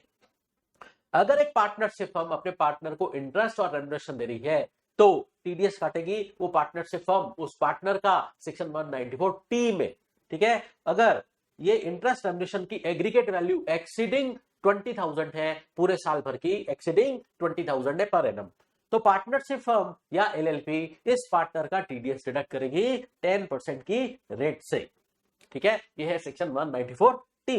इसकी डिटेल पढ़ते हैं, पेयर है पार्टनरशिप फर्म या एलएलपी और पे है पार्टनर, थ्रेशोल्ड लिमिट के एक्सीडिंग 20,000, और टीडीएस की रेट है 10%, सरचार्ज एज अप्लीकेबल लगेगा और हेल्थ एंड एजुकेशन सेस भी लगेगा अगर पार्टनर नॉन रेजिडेंट है। और अगर पार्टनर फर्म को अपना पैन नंबर नहीं देता तो 20% की रेट से टीडीएस डिडक्ट होगा ड्यू टू सेक्शन 206AA। फिर टीडीएस डिडक्शन कब होगा? पीसीई, पेमेंट और credit to the account of payee which is earlier पर टीडीएस डिडक्शन होगा। अब टीडीएस डिडक्ट होके ही रहेगा भले ही ये इंटरेस्ट और रेमुनरेशन का एक्सपेंडिचर पार्टनरशिप फर्म को सेक्शन 40b में अलाउ हुआ चाहे नहीं हुआ। पार्टनरशिप फर्म को सेक्शन 194T में टीडीएस काटना ही पड़ेगा भले ही ये इंटरेस्ट और रेमुनरेशन का खर्चा पार्टनरशिप फर्म को अपने पीजीबीपी हेड में सेक्शन 40b में अलाउ हुआ चाहे नहीं हुआ। ठीक है, अब हमारे तकरीबन सारे सेक्शंस हो चुके हैं। अब अभी मैंने बोला टीडीएस कब काटना पड़ता है, या तो पेमेंट के टाइम पर या पेई के अकाउंट को क्रेडिट कर रहे हैं व्हिचएवर इज अर्लियर पर टीडीएस काटना पड़ता है। लेकिन कुछ सेक्शन में बोला है पेमेंट के टाइम पर टीडीएस काटना है। Section 192 salary, 192A taxable premature withdrawal from RPF, dividend 194, ठीक है, 194B, 194BA, 194BB ये कैजुअल इनकम के 3 सेक्शन। फिर 194DA वो mature receipt of life insurance policy, और 194LA वो कंपल्सरी एक्विजिशन का कंपनसेशन। 194N, एन कैसे याद रखे? बैंक से नोट निकाल रहे, नकद निकाल रहे, नकद। 194N तो भी पेमेंट के टाइम पर टीडीएस डिडक्शन होगा। ठीक है, और हाँ वैसे टीडीएस की रेट फ्लैट रेट है, लेकिन अगर पेई नॉन रेजिडेंट है या फॉरेन कंपनी है तो उसमें सरचार्ज और हेल्थ एंड एजुकेशन सेस भी इंक्लूड होगा। और अगर पेई रेजिडेंट है तो न तो सरचार्ज ऐड होगा, नहीं health and education cess add होगा। उस केस में ये टीडीएस की रेट फ्लैट एप्लीकेबल होगी। हाँ, सैलरी के मैटर पर तो जरूर सरचार्ज और हेल्थ एंड एजुकेशन सेस भी इंक्लूड होगा। चलिए, ये अपना रेट चार्ट कंप्लीट हो गया। अब आगे बात करते हैं मिसलेनियस प्रोविजंस की फटाफट। जो टीडीएस डिडक्टर है अपने असेसिंग ऑफिसर को अप्लाई करे कि मुझे टीडी कैन नंबर अलॉट किया जाए। टीडी कैन मतलब tax deduction and collection account number. उसके लिए वो अपने असेसिंग ऑफिसर को एप्लीकेशन सबमिट करे इन फॉर्म नंबर 49B। जब पहली बार टीडीएस डिडक्ट किया उस मंथ एंड से 1 महीने के अंदर ये एप्लीकेशन सबमिट करनी पड़ेगी। टीडी कैन नंबर ऑब्टेन करना पड़ता है टीडीएस डिडक्टर को। फिर अब अगर पेई चाहता है कि मेरा टीडीएस या तो काटा ही नहीं जाए, नॉन डिडक्शन या शॉर्ट डिडक्शन, तो वो पेई अपने असेसिंग ऑफिसर को बोले कि मुझे सर्टिफिकेट इशू करो। फिर उसका असेसिंग ऑफिसर पेई को सर्टिफिकेट इशू कर देगा। पेई ये सर्टिफिकेट पेयर को दे देगा कि मेरा या तो टीडीएस काटो ही मत या कम रेट से काटो। लेकिन इन सेक्शन में तो ऐसा सर्टिफिकेट दे नहीं सकते, टीडीएस कटेगा ही। और कुछ केसेस, ये था अपना सेक्शन 197 सर्टिफिकेट का सिस्टम। कम कटाना है टीडीएस या नहीं कटाना है तो पेई ऐसा सर्टिफिकेट पेयर को अपने असेसिंग ऑफिसर से लाके दे। ठीक है, और डिक्लेरेशन सेक्शन 197A ये नॉन डिडक्शन का ही होता है कि पेई पेयर को रिक्वेस्ट करेगा कि मेरा आप टीडीएस काटो ही मत। ठीक है, क्योंकि मेरी इनकम टैक्सेबल रेंज में आती नहीं है, इसके लिए वो डिक्लेरेशन देगा पेयर को इन फॉर्म नंबर 15G या 15H में। लेकिन कुछ सेक्शन में ये डिक्लेरेशन भी वैलिड नहीं माना जाएगा, टीडीएस पेयर काटेगा ही। फिर टीडीएस का स्टेटमेंट फाइल करना पड़ता है, मतलब टीडीएस का रिटर्न टीडीएस डिडक्टर को फाइल करना पड़ता है। सैलरी वाले मैटर का टीडीएस स्टेटमेंट फाइल होता है, टीडीएस डिडक्टर फाइल करेगा इन फॉर्म नंबर 26Q, और नॉन सैलरी केसेस का फॉर्म नंबर 26Q। ये टीडीएस स्टेटमेंट टीडीएस रिटर्न का फॉर्म है। कब तक फाइल करना पड़ेगा? टीडीएस का स्टेटमेंट टीडीएस डिडक्टर को क्वार्टरली बेसिस पर फाइल करना पड़ता है। कब तक? रेस्पेक्टिव क्वार्टर एंड से पहले 3 क्वार्टर के केस में क्वार्टर एंड से 1 महीना, लेकिन लास्ट वाले के केस में क्वार्टर एंड से 2 महीना। ठीक है, टीडीएस का स्टेटमेंट फाइल करना पड़ेगा। लेकिन अगर इस टीडीएस स्टेटमेंट में टीडीएस डिडक्टर से कोई मिस्टेक हो गई है तो क्या वो करेक्शन स्टेटमेंट फाइल कर सकता है? कर सकता है, और वो अपनी मिस्टेक को रेक्टिफाई कर सकता है। या कोई इंफॉर्मेशन अपडेट करनी है, डिलीट करनी, ऐड करनी है टीडीएस स्टेटमेंट में, तो उसके लिए TDS deductor correction statement file कर सकता है। लेकिन फाइनेंशियल ईयर एंड हुआ, जिस साल टीडीएस रिटर्न फाइल करने की ड्यू डेट थी वो फाइनेंशियल ईयर एंड हुआ, उसके 6 साल बाद टीडीएस का करेक्शन स्टेटमेंट फाइल नहीं हो सकता। ठीक है, चलिए अब जो टीडीएस डिडक्टर है डिडक्टी को, मतलब पेयर पेई को टीडीएस सर्टिफिकेट भी इशू करे। सैलरी केसेस का टीडीएस सर्टिफिकेट फॉर्म नंबर 16 में इश्यू होता है और ईयर एंड से 31 मई तक इश्यू होगा, एक ही एनुअल। लेकिन नॉन सैलरी केसेस का TDS certificate form number 16A में इश्यू होगा और वो क्वार्टरली बेसिस पे इश्यू होगा। ऊपर जो हमने टीडीएस का स्टेटमेंट फाइल करने की ड्यू डेट्स पड़ी थी, इसमें आप 15 दिन ऐड कर दीजिए, 15 दिन ऐड कर देंगे तो टीडीएस सर्टिफिकेट इश्यू करने की ड्यू डेट आ जाएगी। अब कुछ केसेस में पेयर को टीडी कैन नंबर ऑब्टेन नहीं करना होता है, तो उस सिचुएशन में उसके लिए टीडीएस चालान और टीडीएस स्टेटमेंट का प्रोसीजर और टीडीएस सर्टिफिकेट इश्यू करने का स्पेशल प्रोसीजर एप्लीकेबल होगा। ये कब एप्लीकेबल होगा? जब टीडीएस डिडक्टर को टीडी कैन ऑब्टेन लेने की जरूरत नहीं होती है। ऐसा हमने 3 सेक्शन में पढ़ा, 194I, 194IA, 194IB, 194M में। तो सुनिए, पेमेंट करना है चालान के थ्रू और वही स्टेटमेंट भी है, ठीक है। टीडीएस डिपॉजिट कराना है चालान के थ्रू और वही चालान भी स्टेटमेंट ही है, इसलिए हम बोलेंगे चालान का स्टेटमेंट। तो 194IA के केस में फॉर्म नंबर 26QB, 194IB के केस में फॉर्म नंबर 26QC और 194M के केस में फॉर्म नंबर 26QD, ये है चालान का स्टेटमेंट। ये कब तक टैक्स पेमेंट कब तक करना पड़ेगा या ये स्टेटमेंट फाइल कब तक करना पड़ेगा? जब टीडीएस डिडक्ट हुआ उस मंथ एंड से 30 दिन के अंदर टैक्स पेमेंट भी करना है और ये स्टेटमेंट भी फाइल करना है। और टीडीएस सर्टिफिकेट इशू होंगे correspondingly form number 16B, 16C और 16D में। जब चालान कम स्टेटमेंट फाइल हुआ उस ड्यू डेट से 15 दिन के अंदर टीडीएस सर्टिफिकेट इशू करे पेयर पेई को। फिर टीडीएस के रिटर्न की, जो टीडीएस का रिटर्न फाइल कर दिया पेयर ने, उसकी टीडीएस की इंटीमेशन जनरेट करेगा इनकम टैक्स डिपार्टमेंट, उन टीडीएस स्टेटमेंट की प्रोसेसिंग करेगा इनकम टैक्स डिपार्टमेंट। इस पर लगता है सेक्शन 200A। इसमें क्या बोला कि income tax department in TDS statement या करेक्शन स्टेटमेंट की प्रोसेसिंग करेगा।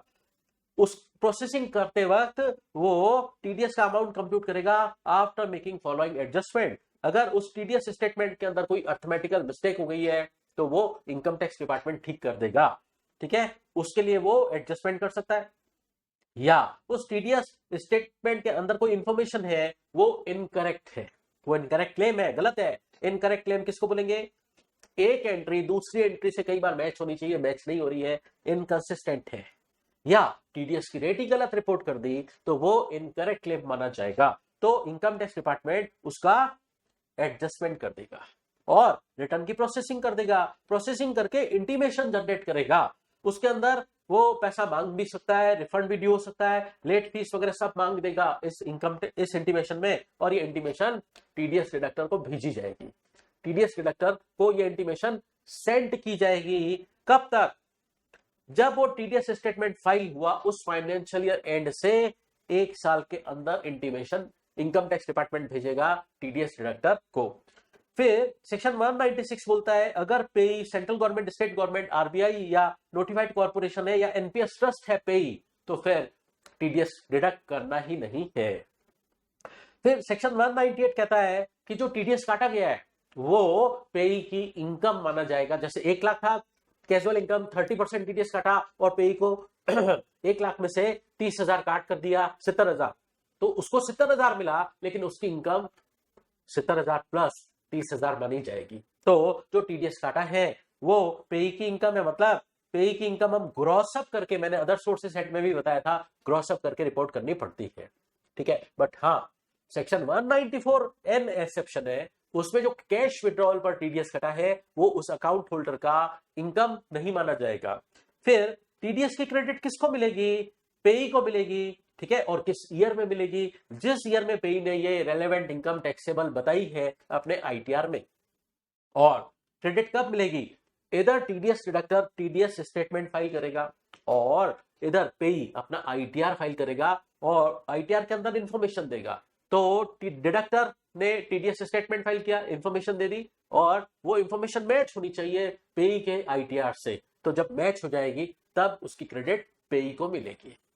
फिर अगर कोई पर्सन टीडीएस लेट डिडक्ट करता है या लेट डिपॉजिट कराता है, तो जब डिडक्टिबल था और लेट डिडक्ट किया उतने पीरियड पर 1% पर मंथ और पार्ट ऑफ मंथ इंटरेस्ट लगेगा, ठीक है। लेकिन जब डिडक्ट किया, बाद में पे और लेट किया, तो उतने पीरियड पर 1.5% पर मंथ और पार्ट ऑफ मंथ का इंटरेस्ट लगेगा।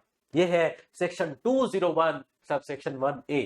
और अगर टीडीएस स्टेटमेंट लेट फाइल करते हो तो सेक्शन 234E में लेट फीस लगती है 200 रुपए पर डे, लेकिन ये लेट फीस टीडीएस के अमाउंट से ज्यादा नहीं हो सकती। अब एक सेक्शन पढ़ते और ये सेक्शन क्या है, सेक्शन 206AA। ये सेक्शन क्या बोलता है, पेई आप अपना पेन नंबर दो पेयर को, ठीक है। और ये ओवरराइडिंग सेक्शन है।